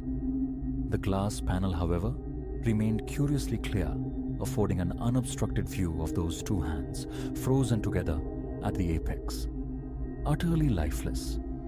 A tentative nudge to the pendulum yielded only a brief, reluctant sway before it settled back into immobility. A faint coolness brushed the air around me. Dismissing it, I turned away. Hunger gnawed, and the prospect of rest beckoned. Leftovers warmed in the microwave became dinner on the sofa. The clock loomed just beyond my peripheral vision, a silent monolith I consciously tried to ignore. 10:30 saw the television silenced. The familiar bedtime rituals followed. Teeth brushed, a change into sleep clothes, the surrender to bed. A final glance at my phone confirmed the time. 10:46 p.m. Darkness enveloped the room as the lamp clicked off. Sleep claimed me swiftly, until the resonant tolling began. Deep, ponderous chimes echoing like a forgotten cathedral bell across centuries. Dream fogged initially, my mind struggled to place the sound. The bedroom lay steeped in absolute black. My bedside clock flared 12 about AM, its crimson digits blurred through half-opened eyes. Then the second chime struck, a vibration that seemed to pulse through the very walls. Heart suddenly leaping, I pushed myself up onto my elbows. The chimes persisted, 12 sonorous beats in total. Each impact tightened something in my chest, stealing my breath. By the final toll, I was starkly awake, slick with sweat. My fingers, trembling violently, fumbled for the light switch, nearly upsetting the bedside lamp. Illumination flooded the room, revealing everything in its familiar place, yet the air itself felt altered, charged. The fine hairs on my arms prickled. Realization dawned. The chimes had to originate from the grandfather clock downstairs. But it was defunct, broken, inert. A frantic hammering inside my ribs, I swung my legs over the side of the bed and crept into the hallway. A distinct coolness, a phantom draft, caressed my bare skin, though every window remained securely shut. The living room door stood slightly ajar. I nudged it wider. Darkness pooled within, relieved only by the weak spill from the hallway lamp behind me, carving the room into stark geometries of shadow. I discerned the clock's silhouette near the sofa. Its face remained fixed at midnight. The pendulum hung motionless. Nothing stirred. Swallowing felt difficult. My throat constricted. The chill intensified. I advanced, the floorboards groaning beneath my cautious weight. Another wave of cold air washed over me. And then I perceived something about the shadows. They weren't static. They seemed to stretch, elongating from the corners, tendrils reaching towards the room's center, towards me. Blinking achieved nothing. The illusion, if it was one, held fast. My eyes darted to the clock, half expecting animation, ticking hands, a swinging pendulum. Stillness reigned. I checked my phone. Still 12:01 a.m. A tap on the screen confirmed it wasn't frozen. Yet the minute refused to yield. Time itself seemed snagged, the entire house pinned beneath the weight of this single moment after midnight. Even the refrigerator's hum felt distant, muffled. I felt like the soul-moving entity in a petrified world. Then came the awareness, a presence. No other term suffices. A palpable sense of occupancy in the room that wasn't mine. My chest constricted further. Whirling, I swept the beam of my phone's flashlight across the furniture. Sofa, innocuous. Coffee table, holding only a stray magazine. The corner lamp unlit. But near the window, a patch of darkness seemed unnaturally dense, absorbing the light, refusing definition. The phantom breeze intensified, brushing my arms like icy fingertips. My pulse thundered, a frantic drumbeat in my ears. Rooted to the spot, skin tingling, mouth desert dry, I felt that primal certainty of being watched, observed by unseen eyes. I held the light steady on the corner. Just shadow. Yet an unshakable dread prevented me from approaching, my legs feeling impossibly heavy. Instead, I found myself inching towards the clock. A desperate need for a tangible explanation, a hidden battery, some overlooked mechanism, propelled me forward against the tide of fear. Heart slamming against my ribs, I forced my hand to grasp the side panel. The wood felt smooth, unnaturally cold. I pulled the front open. The pendulum hung, stark and still. No gears turned, no power source was visible. Just the derelict guts of a broken machine. But an odor arose, faint, distinct, the scent of decaying paper, of old books forgotten in a damp cellar. It emanated solely from the clock's interior. Closing the panel, I retreated, rubbing the sudden gooseflesh on my arms. My phone stubbornly displayed 12:01 a.m. A soft rustle whispered from the shadowed corner. My breath hitched, faint, like fabric brushing against plaster. I swung the flashlight back. It illuminated the corner, empty save for the heavy curtain draping the window. The curtain stirred, a slow, deliberate sway, though no window stood open. Heart threatening to burst, I fought the instinct to bolt. Then, abruptly, the atmosphere shifted. The pervasive cold vanished, replaced by the room's normal ambient temperature. The curtain hung motionless. My phone screen flickered, then advanced. 12:02 a.m. The tension snapped. The refrigerator's hum returned to its usual pitch. Normalcy rushed back in, as if a switch had been thrown, restarting the present. I didn't linger. I fled to the bedroom, locking the door behind me, remaining awake until nearly 2, phone clutched like a talisman, repeatedly checking the advancing minutes, seeking reassurance that time flowed as it should. Exhaustion finally dragged me under. Morning brought a dull ache behind my eyes and stiffness in my neck.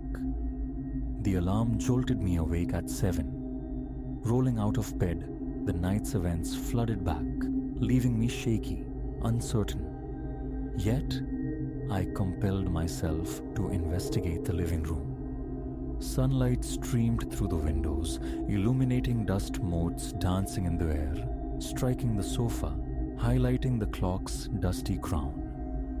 It stood exactly as I'd left it, hands fixed at 12.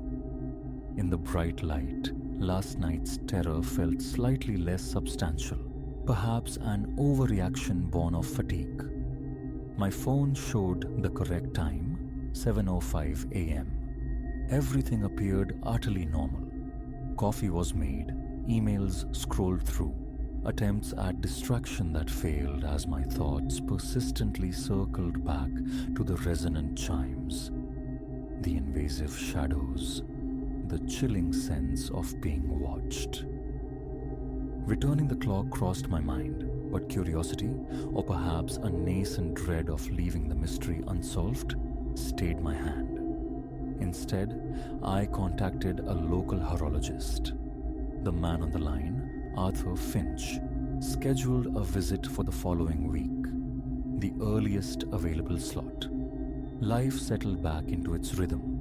Work, commute, evenings at home. The days passed uneventfully, but each night, precisely at midnight, the sequence replayed. 12 solemn chimes reverberated through the house. The cold draft materialized. The familiar hush descended, silencing ambient sounds. Shadows deepened, stretching like ink spills. My phone invariably froze for a minute or two. The duration was brief, yet the fear remained potent, visceral. Flooding the house with the light made no difference. Draping the clock in a heavy sheet failed to muffle the tolls. Even relocating it to a distant closet proved futile. The chimes still found me. The shadows still gathered in every corner. The grim ritual persisted. The pendulum never swung. Yet the clock tolled with unwavering certainty. On the 5th night, an experiment formed. As the first chime echoed, I launched my phone's stopwatch. How long did this temporal anomaly last? My hand quivered as I watched the timer remain stubbornly at 000. The second chime sounded. The screen held fast. The world felt suspended, breathless. A knot tightened in my stomach. A curse escaped my lips, a futile attempt to anchor myself, but my mouth remained parched. Then, a faint scraping noise emanated from near the hallway. The hairs on my nape prickled. The chimes continued their slow, deliberate count. My gaze drifted towards the closet where the clock now resided. The door, which I knew I had firmly shut, stood slightly ajar, a dark sliver revealing the interior blackness. I stared, teeth grinding, an icy sweat tracing a path down my spine. With the 12th chime, the scraping ceased. Simultaneously, my stopwatch clicked over to 001, then 002. Normalcy crashed back. I sagged, breathing raggedly, heart pounding a deafening rhythm in my ears, feeling momentarily faint. A violent urge to demolish the clock surged through me, tempered only by the chilling fear that destruction might unleash whatever entity was tethered to it. I left it untouched, pacing the living room until the adrenaline subsided, finding little sleep that night.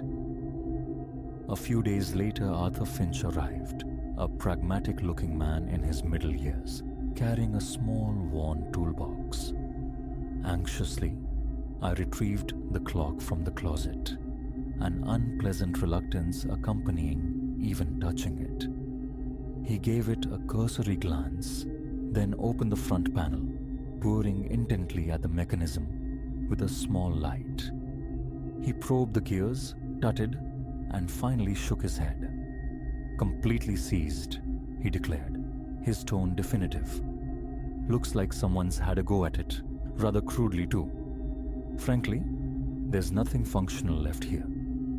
He pointed out missing components, rusted parts, irreparable damage. Could it possibly chime? I had to ask. He chuckled dryly.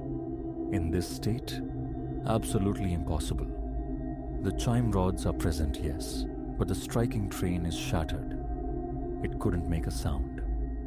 I paid him for his assessment, a knot tightening in my stomach as he departed.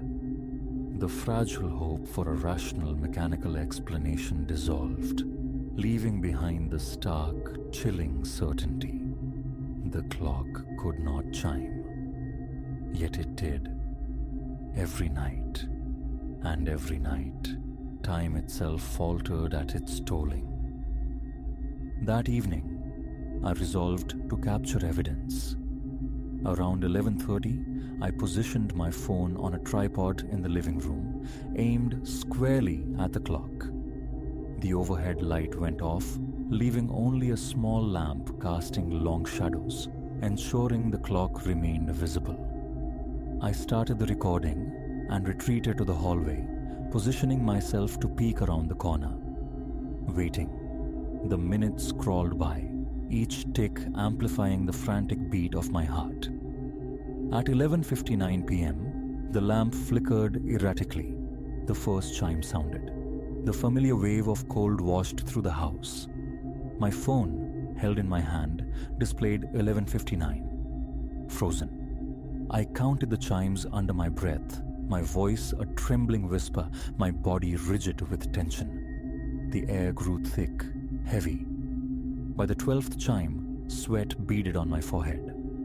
The musty, ancient paper odor permeated the air. The urge to flee warred with the need to see this through. Then, the snap back to reality. My handheld phone jumped to 12:01 a.m. Hard hammering, I hurried into the living room and stopped the recording. Trembling fingers navigated the playback. The video ran normally until the timestamp hit 11:59. Then, the image froze, a static frame of the clock in the dimly lit room, for what felt like half a minute. Abruptly, the footage jumped forward to 12:01. The chimes? Not a whisper. Only silence bracketed the visual glitch. The phenomenon refused documentation, existing only within the bubble of its occurrence for me alone. Trapped. That was the overwhelming sensation, locked in a nightly cycle with this impossible clock.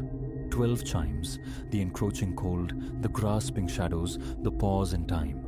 And during that pause, something else inhabited my home. Unseen, unheard on recordings, but felt. A presence sensed lurking just beyond sight. Smashing the clock felt too perilous. Keeping it, a slow erosion of sanity. Eventually, I moved the clock to the garage, burying it behind stacks of old boxes and forgotten things.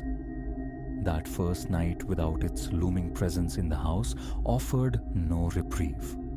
Midnight arrived, and the chimes echoed, seemingly no less resonant for the distance. The phantom wind still ghosted through the rooms, raising gooseflesh. I sat rigid on my bed, fists clenched in impotent frustration. After the 12th toll, time resumed its flow. I didn't investigate. I knew the clock remained out there, untouched, its hands eternally pointing to 12, a silent, mocking sentinel. Now, every night unfolds with grim predictability. I hear the chimes commence. For that brief, suspended interval, the world beyond my walls ceases to advance.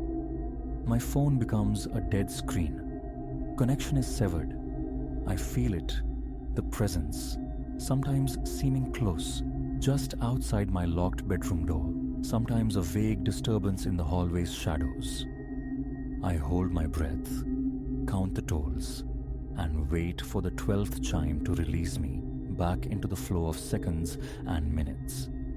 The dread has become a familiar ache, yet it still constricts my chest nightly. A part of me screams to burn it, to haul it to the curb, and relinquish it to fate or some other unfortunate soul. But a deeper, colder fear whispers that the entity tied to the clock might not depart with the object itself. Is this forever? This nightly haunting at the stroke of midnight. I am caught in this temporal eddy, repeating every 24 hours. No physical harm has befallen me, but the constant siege of fear leaves its mark. My hands tremble more readily. Restful sleep is a forgotten luxury. I write this now, a message in a bottle tossed into the silence because someone should know. The old grandfather clock remains frozen at midnight, deep in the garage's clutter, yet its chimes continue to mark a moment where time breaks and shadows stir. I don't know how to end this cycle.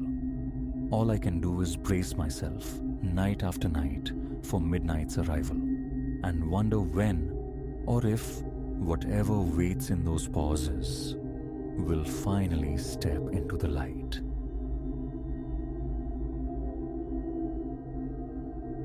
The memory clings like static electricity. The first time the number 813 was spoken aloud in the lobby. A Thursday, the clock hands crawling towards 9. I, Elias, was adrift behind the front desk, anchored only by the columns of figures on invoices spread across the polished mahogany. Then the doors sighed open, admitting a man who swept the quiet space with a measuring gaze. His shirt was a road map of wrinkles, his grip tight on a small valise that bulged as if containing something desperate to escape. He drifted towards me. Not just any room, he specified, his voice low but oddly resonant. He required 813. A beat of silence. I explained the hotel's modest verticality, 3 floors culminating in room 310. No 8th story existed, therefore no portal numbered 813. His eyes flickered towards the brass cage of the elevator, then back to me, a silent dismissal shaking his head. He needed 813, no elaboration offered, no temper flared, just the calm, unwavering repetition of the impossible request. With a tap of keys, I summoned the floor plan onto the monitor's glow. A schematic rebuttal. As you can see, I reiterated, my voice perhaps too sharp. Room 813 is not part of this establishment. He regarded the screen with an unblinking intensity for several heartbeats before exhaling softly. Very well, he conceded. Whatever vacancy I had would suffice. I assigned him 307. The key, cool plastic, passed between us. He murmured thanks, turned, and was swallowed by the aged steel doors of the lift. An unease settled over me the instant they slid shut, a residue of his strange insistence. Why that specific, non-existent number?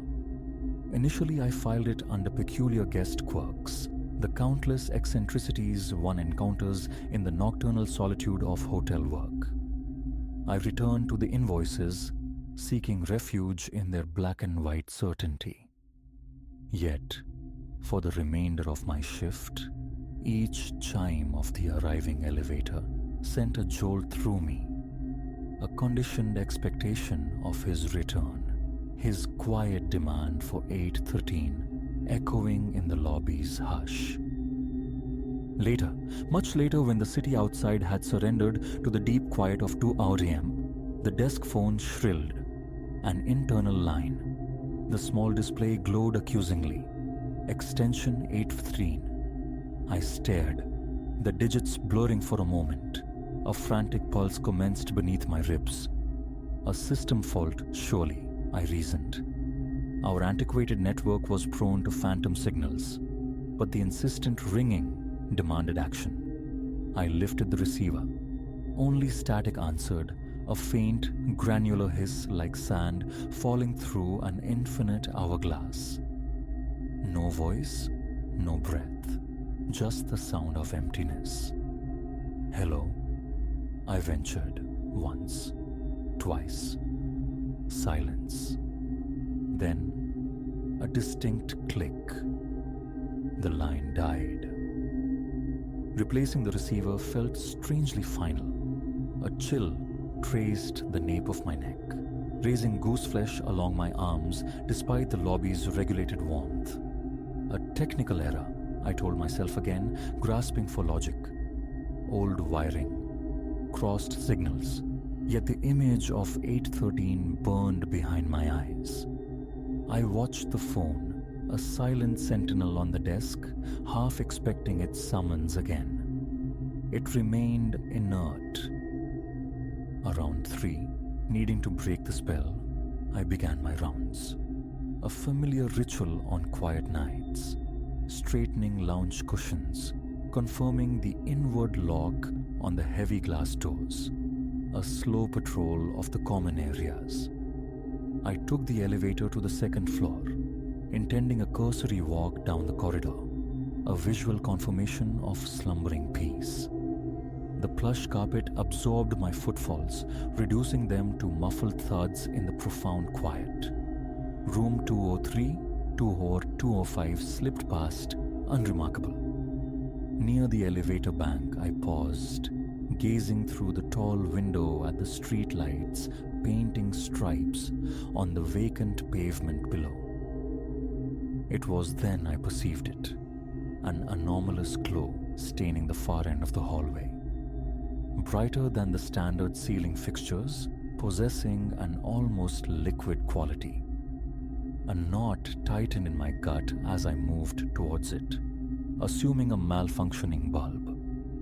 But drawing closer revealed not faulty wiring, but a door, positioned where no door should be, flush against the wall that terminated the corridor beyond room 210. And upon this impossible door, rendered in polished brass, was the number 813. I froze, a sudden clamminess slicking my palms. My own pulse throbbed a frantic rhythm in my ears. Tentatively, I advanced, squinting, verifying the numerals. Unmistakably, 8013. The door itself seemed subtly different, smoother wood, a more contemporary handle than its neighbors. Hesitation warred with a pull stronger than reason. My hand reached out, fingers brushing the doorknob. Cold. A deep, penetrating cold. Simultaneously, a low hum vibrated through the air, the thrum of unseen machinery. A sharp pain lanced through my temples.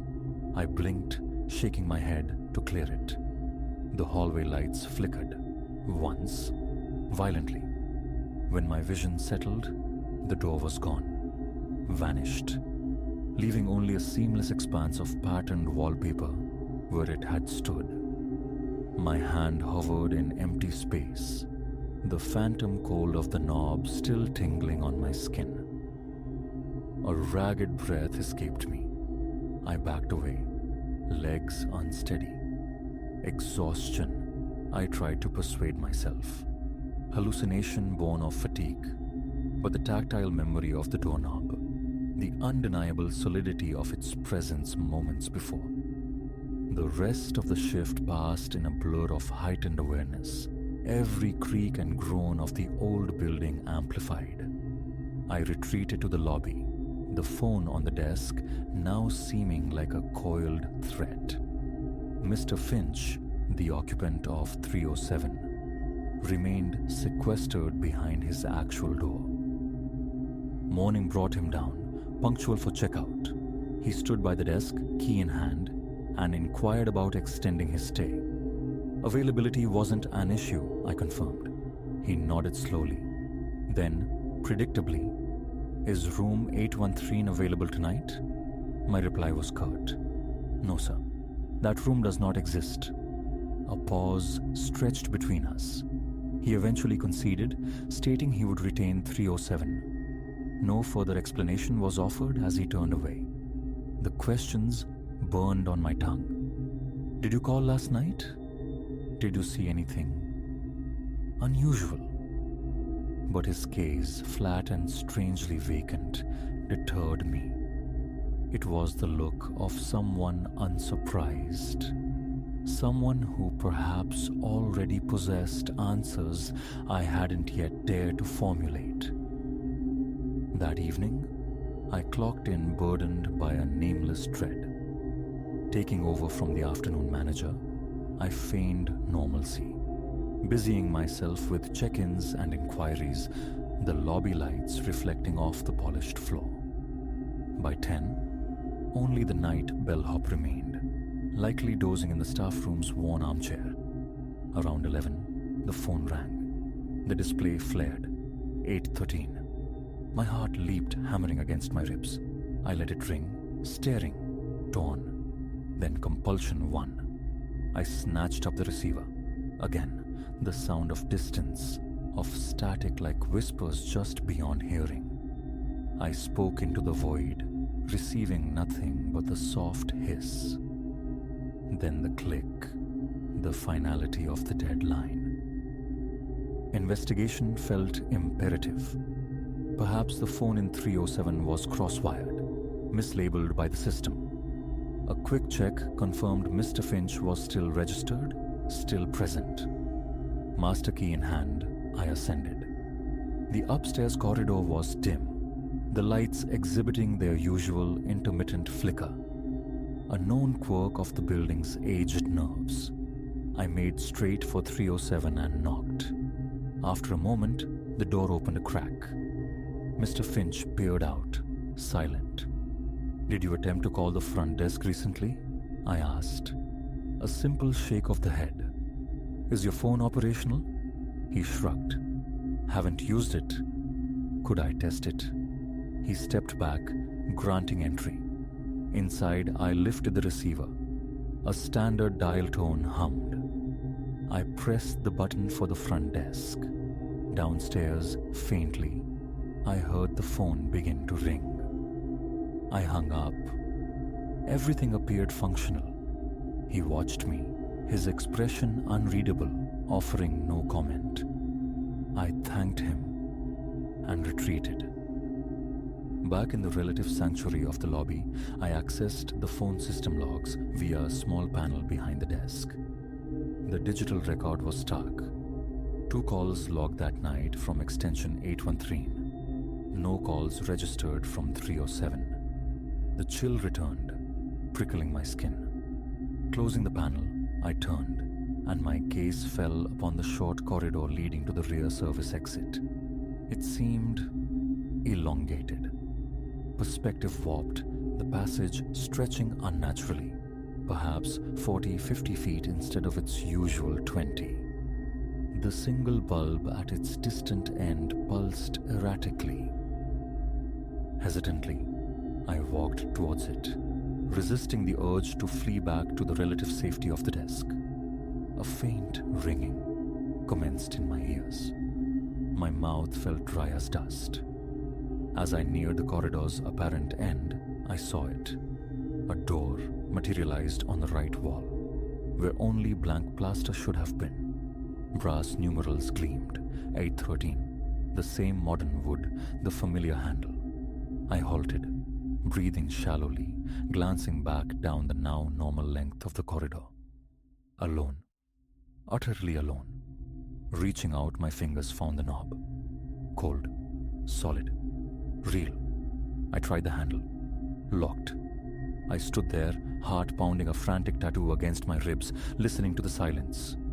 From the lobby, distantly, the desk phone began its strident summons. The corridor light flickered.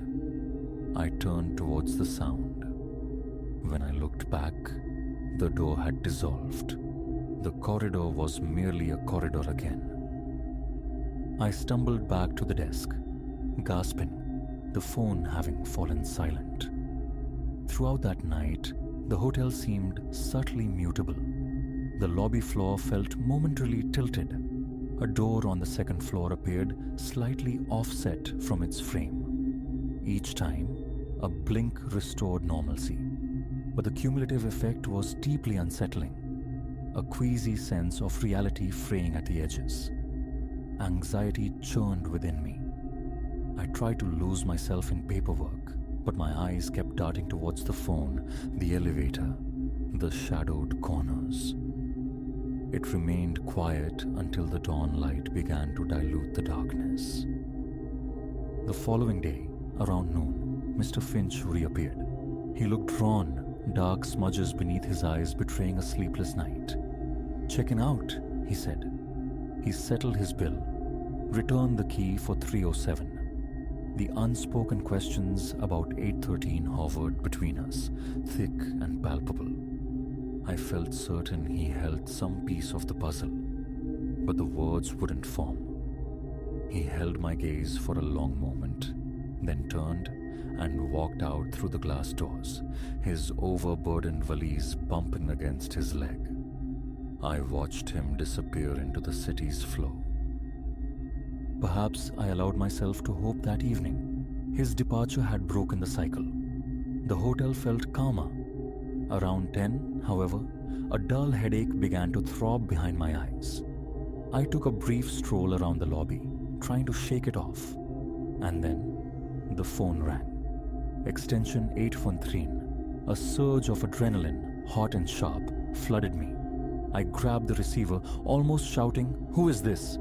Static answered, thick and suffocating. Then, beneath it, a whisper, indistinct, like words muffled by layers of heavy fabric. Impossible to decipher.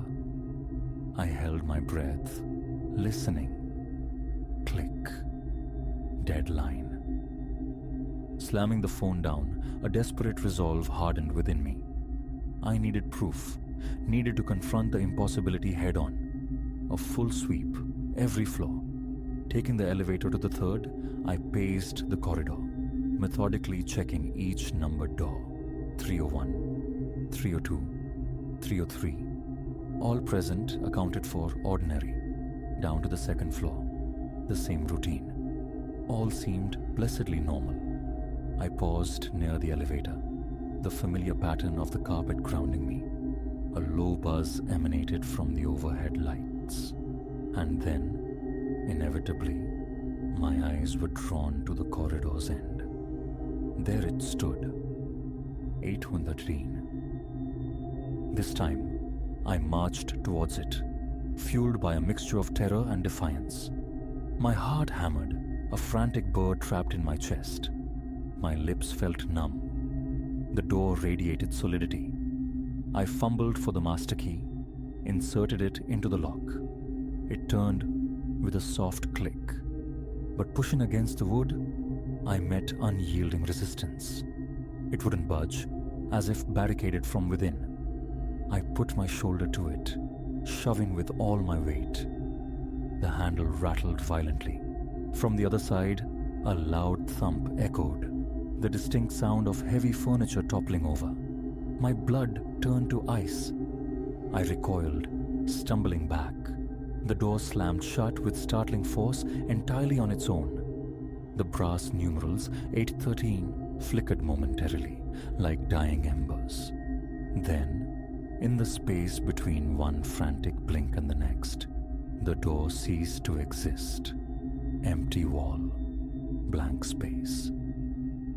My legs trembled uncontrollably as I retreated towards the elevator, jabbing the down button with a shaking finger. The wait felt eternal. When the doors finally opened, I practically fell inside, descending to the lobby in a state bordering on shock. Lightheaded, my shirt clinging damply to my back, concentration became impossible.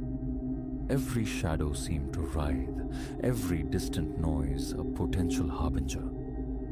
Around 4 in the morning, I surrendered, collapsing into the chair behind the desk, determined only to wait for daylight, unwilling to patrol the shifting architecture of the hotel any further. The calls from 813 persisted over the following nights, though their frequency gradually diminished. Sometimes I answered, met by the familiar static or the unintelligible, cloth-filtered whisper. Other times I let it ring until silence fell. The door sightings also grew rarer. It would materialize unexpectedly. At the end of a service hallway, tucked into a recess near the lobby bar, once even glimpsed through a window, impossibly affixed to the exterior brickwork near the delivery bay. Always the same smooth wood, the cold handle, the humming presence, always vanishing before I could truly engage with it, sometimes dissolving upon a direct look, other times lingering just long enough to mock my attempts to approach, before a flicker of light erased it. I delved into the building's history, sifting through dusty blueprints and archived records in the back office. No 8th floor, no room 813. The hotel stood, as it always had, 3 stories tall. The phone system manual listed no such extension. Logic offered no purchase. I felt caught in a loop of dread and bewilderment. Quitting felt like surrender. Yet each night shift began with a knot of fear tightening in my stomach. My manager dismissed my hesitant attempts to explain as stress, suggesting a vacation. But walking away felt impossible. Some part of me needed to understand. Eventually, a strange sort of peace settled. The calls dwindled to 1 a week, then ceased altogether. The spectral door sightings became sporadic ghosts in my peripheral vision, vanishing almost instantly. After 2 months of relative quiet, I began to breathe easier, cautiously allowing myself to believe the phenomenon had run its course, receding back into whatever dimension it inhabited. Then came a night steeped in profound silence. Deep into the shift, the lobby deserted, the city outside muted. I was reviewing handover notes, the only sound the soft rustle of paper. Suddenly, the familiar chill prickled the back of my neck, a warning colder than any draft. I turned slowly. There, where the solid oak door to the manager's office should have been, stood another door. Newly painted it seemed, the wood smooth, the brass handle gleaming under the lobby's fluorescent glare. And upon it, the number 813. My heart ceased, then began to pound with painful intensity. Flight screamed through my nerves, yet an opposing force, a terrible magnetism, held me fast. I rose, moving towards it as if in a dream, sweat beading on my palms. My hand reached out, closed around the knob. Cold, so cold, a tremor ran through me. I turned it. The latch yielded with a soft click. The door opened inward, perhaps an inch. From the darkness beyond, that low electrical hum pulsed faintly. I leaned closer, peering into the blackness, a wave of profound nausea washing over me. Then, with violent speed, the door slammed shut, narrowly missing my fingers. I leaped back, heart hammering. A moment later, the impossible door was gone. In its place stood the familiar manager's office door, complete with the engraved nameplate. I stood there, catching my breath, the adrenaline leaving me shaky. My gaze darted to the silent phone. Backing away slowly, my mind raced, finding no anchor, no explanation. In that moment, I knew, with chilling certainty, the nature of room 813. Whatever it was, lay beyond my comprehension. It manifested, it called, it offered no reason, only its persistent, impossible presence. I remain at the hotel. Night after night, I perform the familiar rituals, checking in late arrivals, answering the mundane calls, walking the quiet floors. Sometimes, a flicker at the edge of my vision, a door, the glint of brass numerals, down a hallway I know should be empty, near a stairwell corner that should be bare wall. When I turn to look directly, it's always gone, dissolved like smoke. I don't speak of it anymore. Who would believe? But I know what I saw, what I continue to see. And every time the phone rings in the dead hours, a tremor runs through my hand as I reach for the receiver, bracing myself, wondering if this call originates from a room spun from nightmare. And darker still, the thought sometimes surfaces. What if one night I find the door unlocked? What if I step across the threshold? What then?